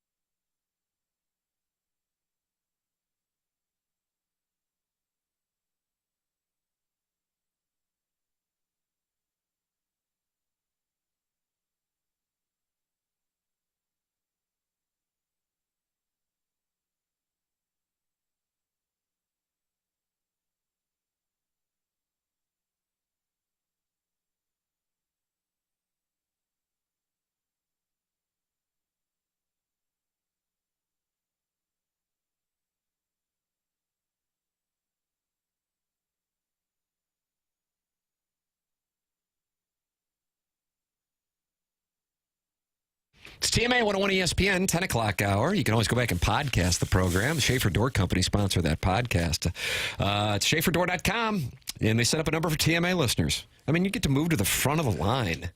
636-782-3608. That's the number to text or call if your garage door spring breaks. That's Schaefer Door Company, sponsor of the podcast. They also service commercial doors as well. So if you run a business or warehouse with big, tall doors, Schaefer is experienced in these types of jobs. That's Jason Gosrow and Schaefer Door Company, sponsor of the podcast at TMA and all day here on 101 ESPN. Schaefer Door, a CHI overhead door dealer, online at SchaeferDoor.com or call or text 636-782-3608. It is our pleasure to welcome to the program. Thought he was a friend of the show. Didn't respond to my text yesterday. Dodged Martin down at Enterprise yesterday. Keeps moving his time for his appearance around today. Seeming to be a problem in the room. Ladies and gentlemen, Joey Vitale with us on the Callier and Thompson phone lines. Morning, Joey. Now that's how you set up a guest caller right there. My confidence, ultra high. Hey, I'm sorry. You know, I thought I texted you back. I just checked. I did not. Yep. And that, you know what? That's on me. That's on me. I am going to get back to you, Tim, today. I promise you that. I like when somebody says that's on me when it's clearly on them. There was no disputing it. What about avoiding Martin down at the rink? I talked to Rivs and Bernie Federko and Strick and Timmy Paps. I'm just hanging in the Sub-Zero Lounge, charging things to Panger's old account, and you're nowhere to be seen. Wow. Did you need directions to find the Enterprise Center again, Martin? Oh, Shades of Chaser, thanks. That was Shades of Chaser. I heard they were playing well, so I stopped by. And what else are we unhappy with Joey about? Oh, Jackson's unhappy that you keep moving your time around. Yeah. Hold on a minute. Hold on a minute. Hold on a minute. I moved it once, and then Jackson moved it again. He texted me bright and early this morning saying he needs to move it back. I'm guessing you guys had some super popular guest on during the hour I was supposed to do, so I keep getting bumped. Now I'm in the 10 o'clock hour when no one's even listening. Come on. I shot at Balloon Party. What am I even doing here? Let me guess. A blues player, Army, was on a little bit early, and you needed to talk to him, and it was more important. It was Buzz. Caller Buzz, yeah, and also the gentleman with the game-winning goal last night, one of the 9:30 slot. Mister, I got two first names as a name. Who has two first names as a name anyway? Robert Thomas taking a shot. I was at the game last night, and when my son saw you pop up on the Michael Richards, a nice play, saw you pop up on the Jumbotron, he started talking about your house being haunted. So he doesn't associate with you with the Penguins or the Blues broadcast. He associates you with having a haunted house. Hey, that's fine. I'm okay with that. I'm just surprised he didn't mistake me for Ryan Gosling up there. I was looking pretty good last night. That was the second thing he said is, why is Ryan Gosling on there talking about the Penguin area of the zoo smelling good? Hey, you know what? People, that was a long thing. So I was in Minnesota a few weeks ago, and we got on the zoo kick. And I'm like, hey, guys, you ever been inside that penguin? He said, we're talking about our favorite things at the zoo. I'm like, yeah? I'm like, I love that smell. And we're on the bus, and everyone's like, oh! I'm like, what? It smells like the ocean, like seashells and clams or whatever. You know what I mean? It's like you go to Massachusetts and you go to Cape Cod. It just feels like you're on the sea breeze. Now, Jackson, you were when I brought this up that you were making this observation during intermission, which candidly was stunning the number of people paying attention to it.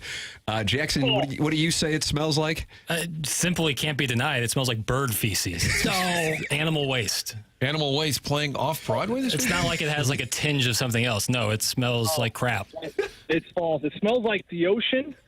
It smells like a briny animal waste. Brine.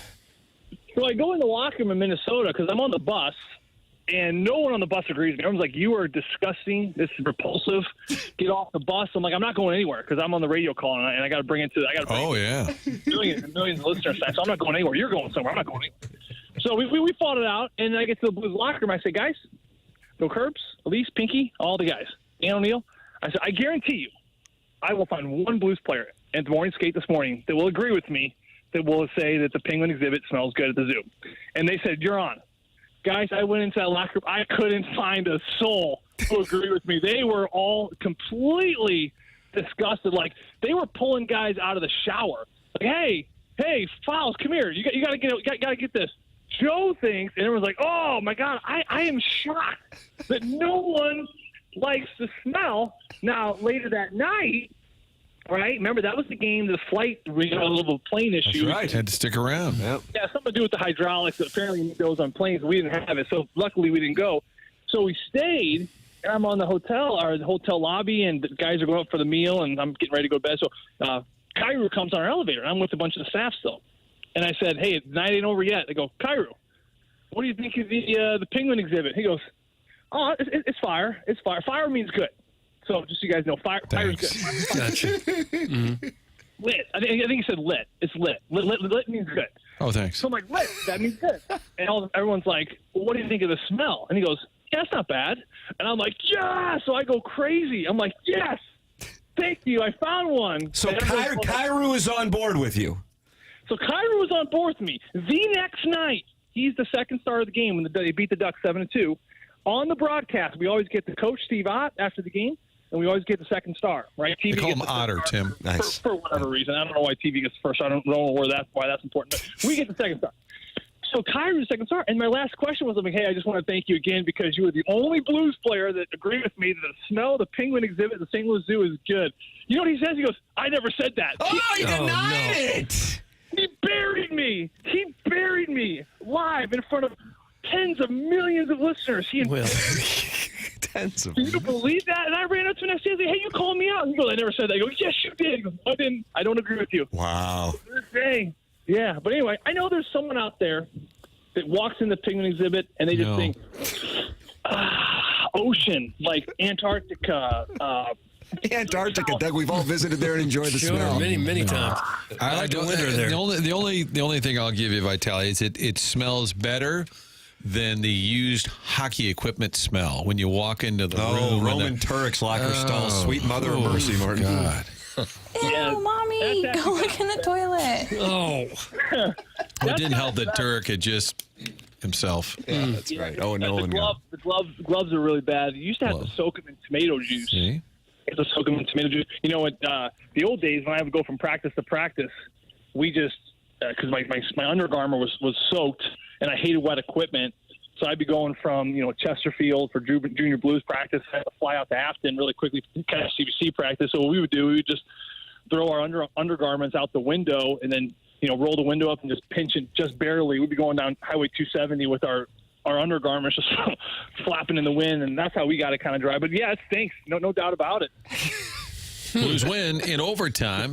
Tim, the Blues played a hockey game last night. They sure Joey did. It might was have a been Jim there. Dandy, and I was listening to you. I was there, stayed for 2.5 periods last night. I told my son we'll stay for the half of the third period, and I was listening to the call on the way home, and it looked like the boys were in full control, even when it was 6-on-5 there. Joey, you were making that observation that the Penguins really couldn't get anything going, and then they sneaked that one in there, and I liked it. You called it like it was. You're like, man, this would be a really bad one if they were to let this one go, because it was kind of a 4-2, bit of a sleeper. You made the observation they didn't capitalize on the double minor. And then Robert Thomas and Jordan Kyrou are able to snatch that victory from the jaws of defeat. What did you think of what we saw last night, in particular late, because Jim Montgomery was critical of the way that the things played out down the stretch? Well, they've been playing so much hockey and then, these games are tough. Detroit, Pittsburgh, teams that are kind of on the outside. Yeah, they mathematically still have a shot, but these teams struggle. I mean, the Penguins, gotta love them. They're in for a bit of a rebuild here. It's going to take some time before they become relevant again. So, you're playing these games at home. You're on this win streak. You feel so much momentum, but you're also tired. You've been playing a ton of hockey. So, in the third period, they're starting to feel the lactic acid. You're starting to mentally get worn out emotionally from the run they've been putting themselves on. And I just felt like, man, it's just, they got to keep this 2-goal lead, and you just don't want to give any life to Pittsburgh. Of course, the Penguins get that power play goal. And, 6-on-5, to be fair, if there was one area of the Blues game that needs improvement before the playoffs, I would say it's definitely, without question, the 6-on-5 situations where they're protecting the lead. They're going to need to do this come playoff time. because as we know, it's going to be tight scoring down the stretch. So I think one area that Jim Montgomery and the company is going to be focusing on throughout these final couple weeks here is how do we clean the 6-on-5? Because that wasn't the only time, guys. I mean, there's been too many 6-on-5 goals that have been going in against the St. Louis Blues, and you know they're going to need that come playoff time. So that was unfortunate, but also at the same time, no panic at all. This is a group that, Jim Montgomery said about a month ago, they almost need adversity. They almost need to get punched in the mouth to kind of wake up a little bit. You definitely can do it against, lesser teams. But, it's one of those things where it's just part of the year and part of the stretch of where they're at. They've been playing a lot of hockey, and they found a way to pull it off last night. And it was an exciting one with a great shot there by Robert Thomas to finish it off. And McGroarty scored to tie it up there. And then I thought, is there a better name in hockey for a tough guy than Rutger McGroarty? Nice. Man, that's a good name. Yeah, I play with a Rob Klinkhammer. That's a good one. and he's got 3 boys, and one of his sons' name's Cade Klinkhammer. I mean, can you imagine him going over to his girlfriend's house to meet the parents? Like, hey, what's your boyfriend's name? Cade Klinkhammer. Like, damn. What a name! What a name that is! But you yeah, cannot be a wuss with that name. No, exactly right. Yeah, Klinkhammer was maybe one of the tougher games I've played with. Steve McIntyre's not really tough, but he was a tough guy to play with. But yeah, no, that's certainly a pretty tough name for a tough kid. Mm-hmm. I remember the Blues briefly had a goalie named Michel Bunny Larocque. That was maybe my favorite name ever in hockey history. Michel Bunny Larocque. I think I was still in liquid form when that guy played hockey. Well, could have been. Been a while ago. I just like the name. I'm sorry to bring it up. Tim's going to reuse it. I liked it. I'm going to use still in liquid form. Joey, you played in the league, and you've been around the game a long time. With Holloway, what happened there? He did get right back up. I know you're not a doctor, clearly. But do you have a gut on how serious it was? I think it's minor. I haven't talked to any of the players. I haven't been down the rink. Obviously, it just happened less than 24 hours ago. We'll probably get a report here pretty soon.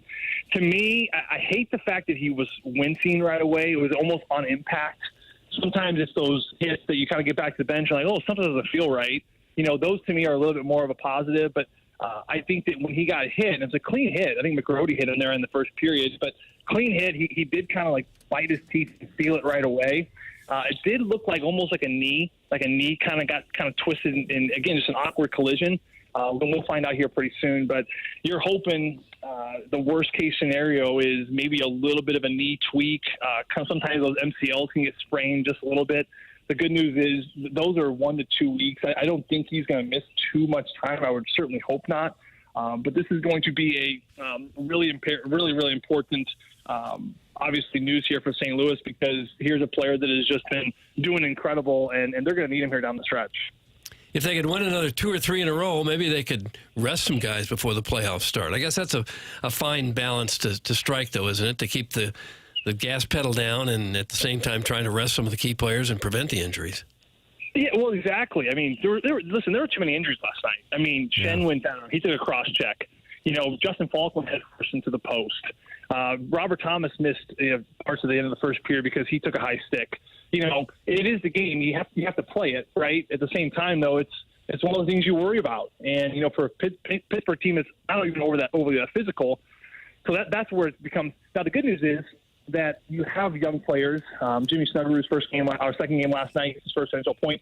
You have players not only that can fill ice time, but that honestly need the experience, quite frankly, Doug. And I think that's where you got players that are playing better each night. And I thought Jimmy's was better each and every period. So you have players that not only you can fill in ice time, but that need the grooming, need the process, because here's a player that they're trying to groom up and get ready for the playoffs, because this is a player that can help this team win. Final question for you. Of course, Jimmy Snipes got a chance to experience Sidney Crosby. I know a near and dear friend of yours over visiting at Braden Schenn's house. I assume you were invited as well. Tell us what went on. Tim, I wasn't. I'm still waiting for the homing pigeon to drop off my invite. It's bad weather here. The rain. I don't think pigeons fly in the rain. So you think it was the weather that caused the pigeon to not be able to get your invite for the evening with Sid over at Schenn's with Snipes? Yes, that is exactly what I was trying to say. You put it in lesser words. That's why you do what you do and I do what I do. But yes, the weather prevented the pigeon from delivering the message to have dinner with Sidney Crosby. That's exactly what I'm trying to say. So, yeah. No, I did not. I saw them in the morning skate. We had a couple chuckles. They were doing that soccer volleyball thing.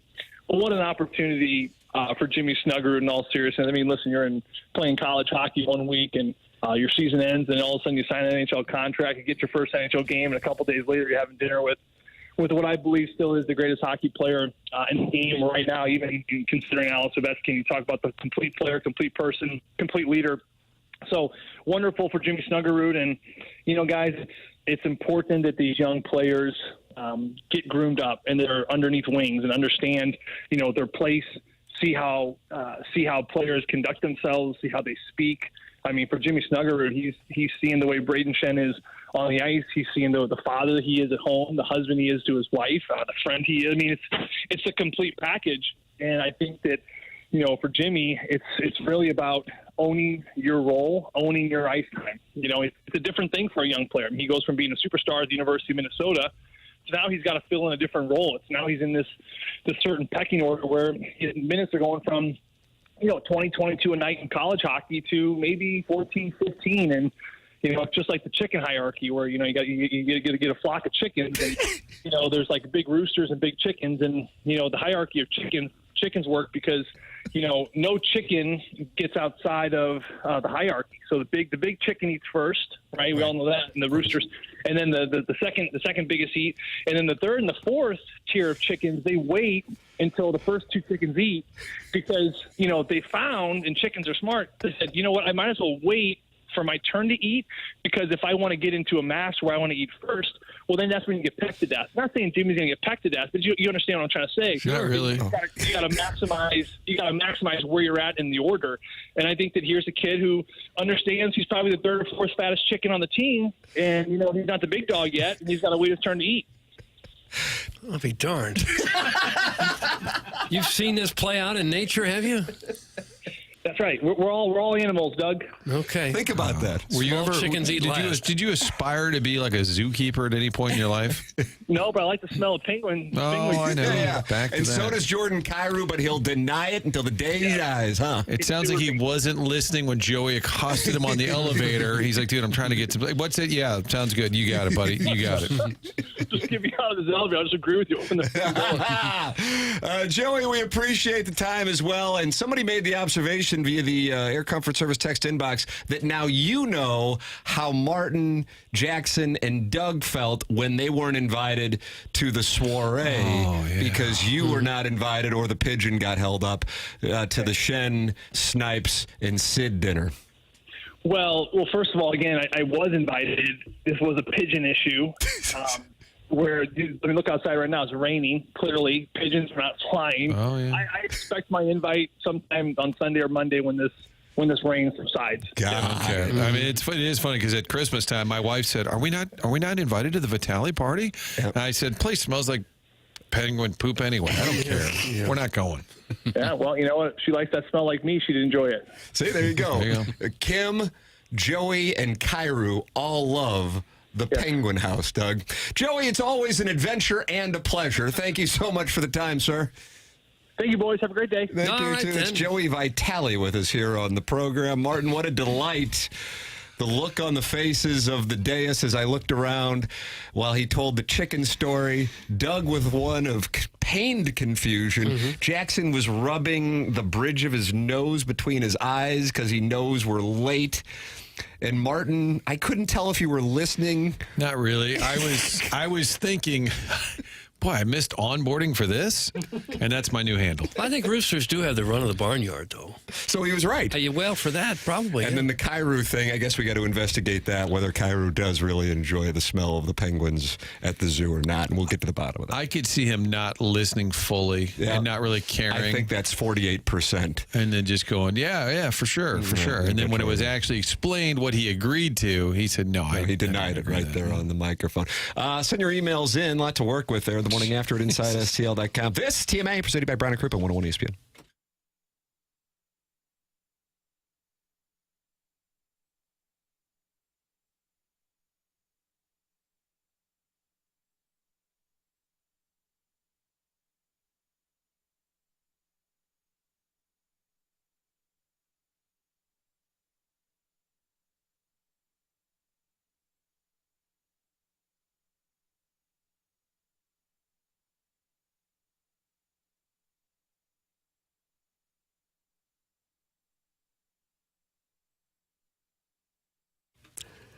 If you want to make your lawn the envy of the neighborhood this spring and summer, you need to get in touch with Green Envy. They've been in business in St. Louis for over a decade now, making lawns look beautiful. They've been to my house, I guess, 2-3 years now I've had them, and they do just fabulous work. They use products that are formulated for our local soil, weather conditions, and turf types.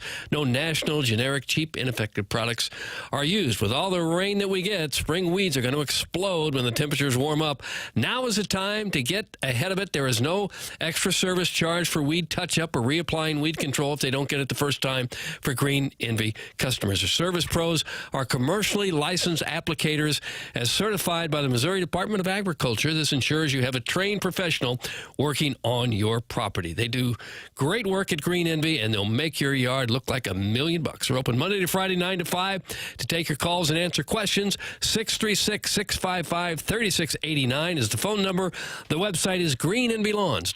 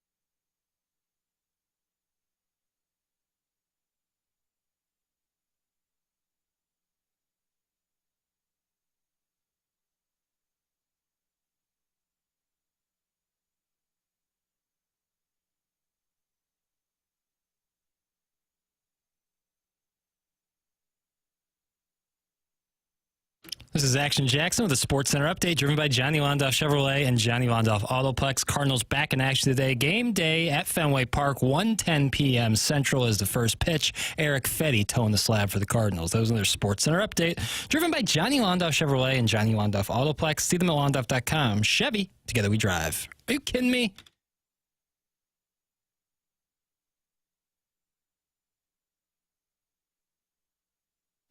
Welcome back. Joined on the program today by Robert Thomas and Joey Vitale. Recommended listening if you want a podcast via YouTube at youtube.com/TMASTL, just the YouTube app, and then TMASTL channel. Subscribe to it. You can go back and watch the program anytime you want, or podcast via the Schaefer Door Company podcast. And, of course, James Carlton, a longtime sponsor of both TMA and the Tim McKernan Show podcast. James Carlton now to 422 five-star reviews, including this one from Liz Perkins on Google. Mike Ross and the James Carlton office were recommended to me, and I cannot say enough about the outstanding service I've received in joining this branch and becoming a new customer. Everyone I spoke to was professional and courteous, and Mike is so incredibly friendly and easy to work with. That's been my experience as well, working with James and his team. The number is 314-961-4800, or go online at carltoninsurance.net. If your insurance costs a leg and arm, call James Carlton, State Farm. We have the Design, Air, Heating, and Cooling email today coming up in about 20 minutes here on TMA. It's presented to you by Brown & Crouppen on 101 ESPN.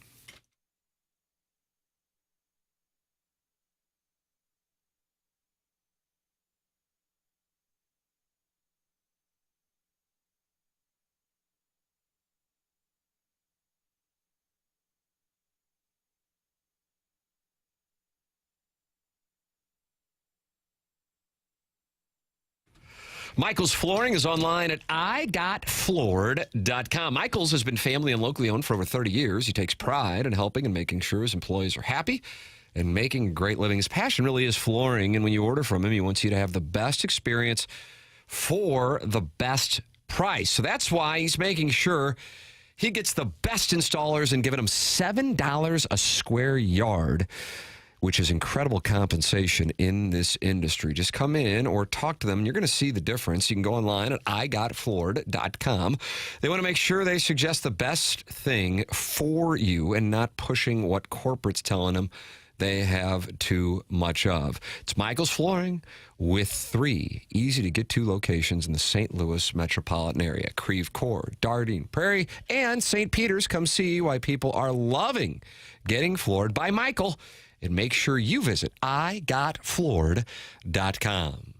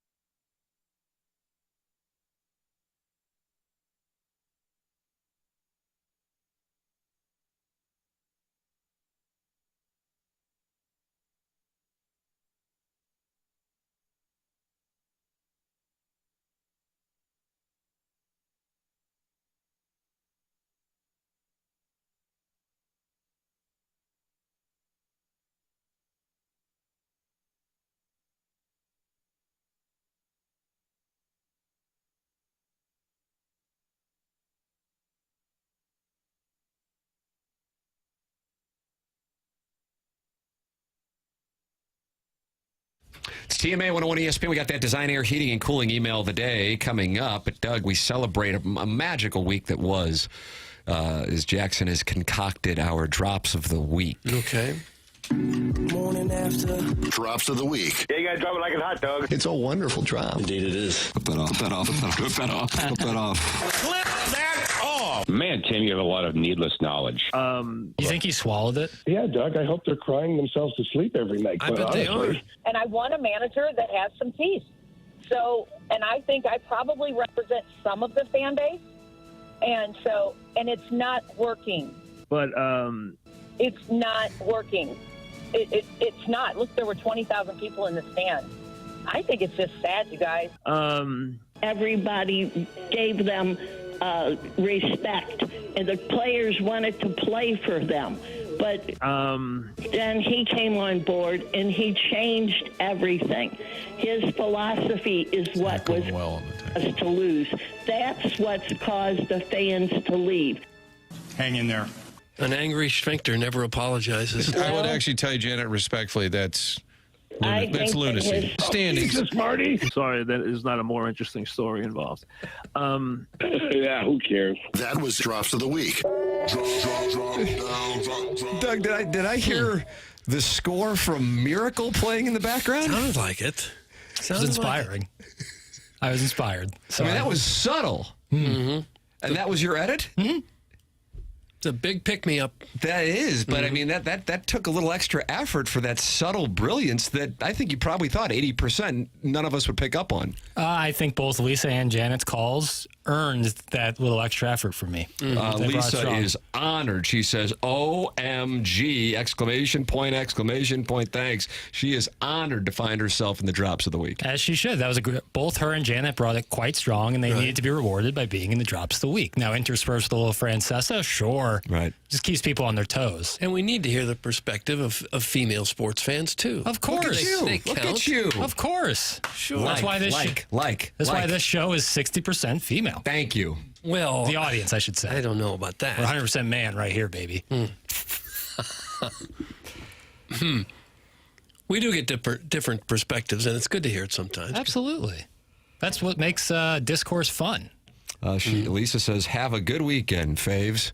Oh, faves. This is why she's a gem. Good. That felt really nice. That's why she's a gem. Little Beer Cats says, shout out to my pops, Beer Cats. Today you might be 47 with a little bit of gray showing, but no one could marry ketchup like you, nor can they get a hot wife like you can.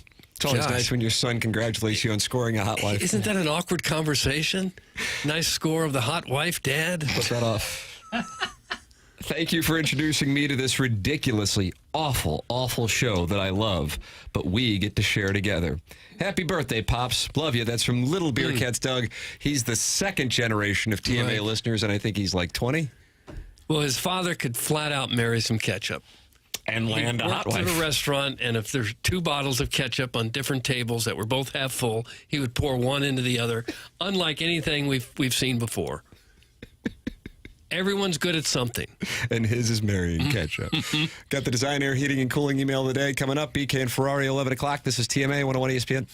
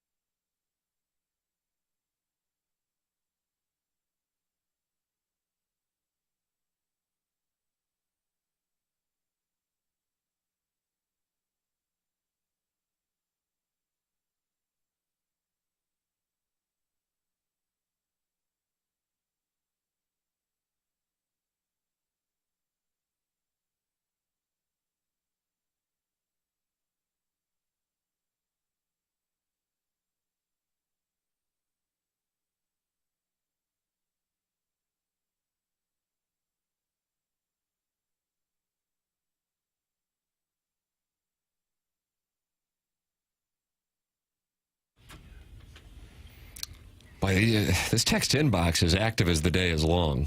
I mean, there's a lot going on in here. And I want you to know that, Jackson. And there's some requests for names. You know, today and Monday, the last day in the month of April, that Jackson will update your name in the Air Comfort Service text inbox. So if you don't have a name and you want a name, which substantially increases your chances of getting read on this program, text it in. Jackson sees it, and then he can save it in there. And then also, I see in the Michelob Ultra YouTube chat, Doug, Catch-22 Girl says, I'm your newest female fan joining the ranks, increasing the female fandom. Doug, another lady listening to this program. Oh, well, that makes 3. I'm skeptical. You're skeptical? You think this is a plumber from Spanish Lake? We've been burned before, and I'm cautiously optimistic on this one, but yeah, I need proof.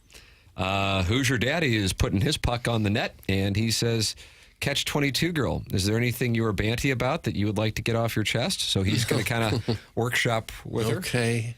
And she says, Mike Matheny. Okay, now I'm on board. Yeah, now you believe. Mm-hmm. Come on. Doug, and we're going to shoot the Real Housewives of TMA. That's going to be a reality series? I think it has legs. Sharon and Clayton is in it. Lisa's in it. Mm-hmm.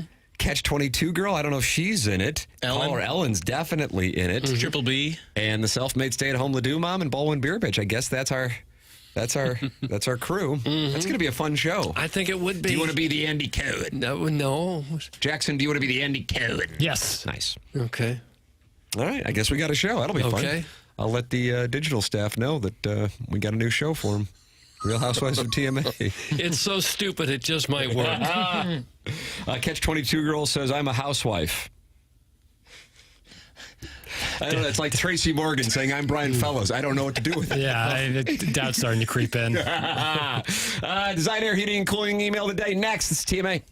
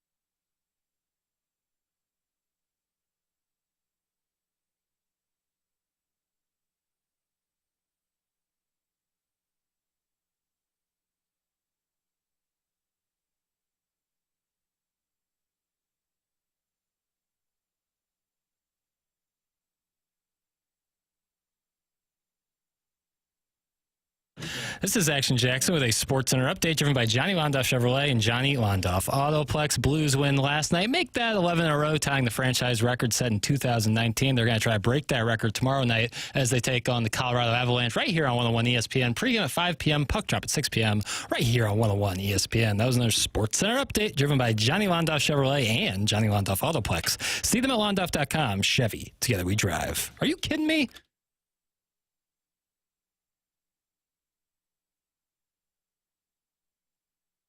The Real Housewives of TMA is gaining surprising steam in the Air Comfort Service text inbox. Scott's wrinkled ballsack says, my wife can get involved if need be as well with the Real Housewives of TMA. I begrudgingly admit she has watched those idiotic Real Housewives shows in the past. Thanks. She has been to a number of our events. She was seduced by Lisa Ann, and then she seduced Lisa Ann, I think, at last year's Dotem pre-party, or maybe that was 2 years ago. I don't recall, but either way, I know I witnessed it. And then she showed up to the Dotem to follow up, but brought one of her children in a minivan, and I think that might have killed the mood. But I can't speak for that for certain. Caller Ellen says, I've never seen the Real Housewives, and I live in the poor part of the Central Corridor, i.e. east of McKnight. That's considered the poor part of the Central Corridor? I guess it could be. Well, I think self-made stay-at-home with mom says she doesn't go east of McKnight. Oh, that's right. Okay. So I might be disqualified, but she's interested. The 618 is a male listener and says, I would really tune in for this. Sure they would. Doug, I think there might be. Could be something there. Blue feet? This has blue feet? That sounds like it. And I see Cucky the Dwarf is in the Design Air Heating and Cooling. He made the filtered file, Chairman. For now. Oh, wow. I'm watching the clock. You were long today, Cucky. Ladies and gentlemen, it's time for the Design Air Heating and Cooling email of the day. I'm going to lead with Cucky, so he's in. Yeah. Be-do-bop-be-do. Well, my email got through. Thanks to our benevolent email-sorting Lord Commissioner KG, the original king of comedy. He's going to let this email get through the filtering process. An email about a guy doing construction with his stepdad, laying down drop cloths and getting ready to waterproof your basement. Is that funny, KG? Ha ha ha. KG wants a step-by-step process of me and my stepdad accidentally getting high off paint fumes and removing each other's dungarees until our bodies unite like soft-serve ice cream from the Chinese buffet. Is that what you want, KG? You want to hear about waterproofing our holes? You remember those toys in the 90s called clackers where you would grab the handle and if you moved it up and down real fast, two plastic balls would click-clack up and down, rapidly making a distinct sound we could all hear right now. You want to see me do that to my stepdad's junk, huh? You want to see me click-clack my stepdad's junk, huh, buddy? Oh, no. Is that what you're into, Comrade KG? B? Comrade KG B? You see KGB? Teddy. Yeah. Gross. Well, everyone, this is Colin's last email. I know, you're inconsolable. I get it. You can thank Ovechkin's best buddy, KGB. Thanks, KG. Have a great weekend. That's from Colin the construction worker, a.k.a. Cucky the maid. Cucky the maid. You think that should have got through, Doug? The maid. I don't know. Borderline. So he's done. Chairman, your response. What's the question? Cucky says he's out. Oh, really? If that's his decision. Okay. Bye, Felicia. Bye, Felicia. Doug, is that from the Straight Outta Compton film? Is that where that's phrased from? Friday. I'm not sure. Is that from Friday? Yeah, which I think they're remaking. Doug, are they remaking? I don't know. Douglas the Bod Vaughn. At this point, it's becoming dangerous. The raw sexual heat you emit is a public health crisis. Women are leaving their husbands. Men are questioning their sexuality. Stray dogs are humping mailboxes just from catching a whiff of you in the breeze. How do you like this? You wake up, stretch, and immediately start dripping pheromones. When you walk past women, do they spontaneously ovulate? Okay. Do mirrors even work for you, or do they just fog up from this sheer sexual humidity? There should be laws against looking this good, but since there aren't, the least you can do is share your secrets. The world deserves to know. Gosh. That's from Brian. Doggone it. You sure it wasn't Brianna? I was going to say maybe Brienne. Brian. Name alone. Brian. Happy Friday, lads. My, how the tables have turned. A month ago, we wanted to trade Binner and Schenn, and now Jobu is leading the charge towards playoff hockey. My hearing isn't the best these days, but I swore that Pestus said he's blind, and in the next sentence said that he could tell Stevie Wonder is blind by looking at his mannerisms. But he also said he could see earlier in life. That's right. That's true. Yes. What a moment for Jimmy Snipes last night to tally a point against his childhood idol. I think the fan giveaway is a no-brainer for Snuggie last night at the Enterprise Center. We'll have to keep an eye on the Jefferson County couples taking liberties with one another under the Jimmy Snipes Snuggie. Maybe a rally towel giveaway can go along with this to aid in the cleanup. Big Darby Q weekend this weekend for the doggies as we travel to KC. Time to silence some critics with a multi-goal game against the limp-wristed opposition from the west side of the state. Cheers, that's from my cousin Vinny. My cousin Vinny. And finally, I'm not going to be much good to you this morning, not after witnessing Jack White burn down the factory last night. I caught the first period of the Blues game over at the Chesterfield Valley Forehands before the show and ran into that cute little dish Brent Shelton. Streamed the rest of the Blues' thrilling 5-4 overtime win when I got home, as I couldn't fall asleep until the psilocybin wore off. Thoughts? Concerns? Ours is the type of presentation where a geriatric blind man from the sphincter of Jefferson County feels free to drop in at any time and explain that he knows Stevie Wonder is blind because, get this, if you look at the way he walks and the way he moves, you can tell he's blind. Never mind the many, many videos and first-hand stories that would indicate Stevie Wonder can indeed see. He's still blind to Pestus, damn it. Up next, we got a bicurious DoorDash driver from St. Chuck who enjoys getting penetrated and once watched his wife feed her breast milk to a randy bisexual male doctor at Wrigley Field. And he wants to humble brag about how his wife hasn't touched his little ween since February 20th. He keeps telling himself that she'll peg him again once the Blues lose, but seeing as the Blues lost 4 games between February 20th and March 13th, and none of those resulted in coitus, I'm guessing win or lose, call or buzz, will not engage again until his next doctor's appointment and or a Morgan Wallen concert. Doug, it was spelled Whalen, not Wallen. Yeah.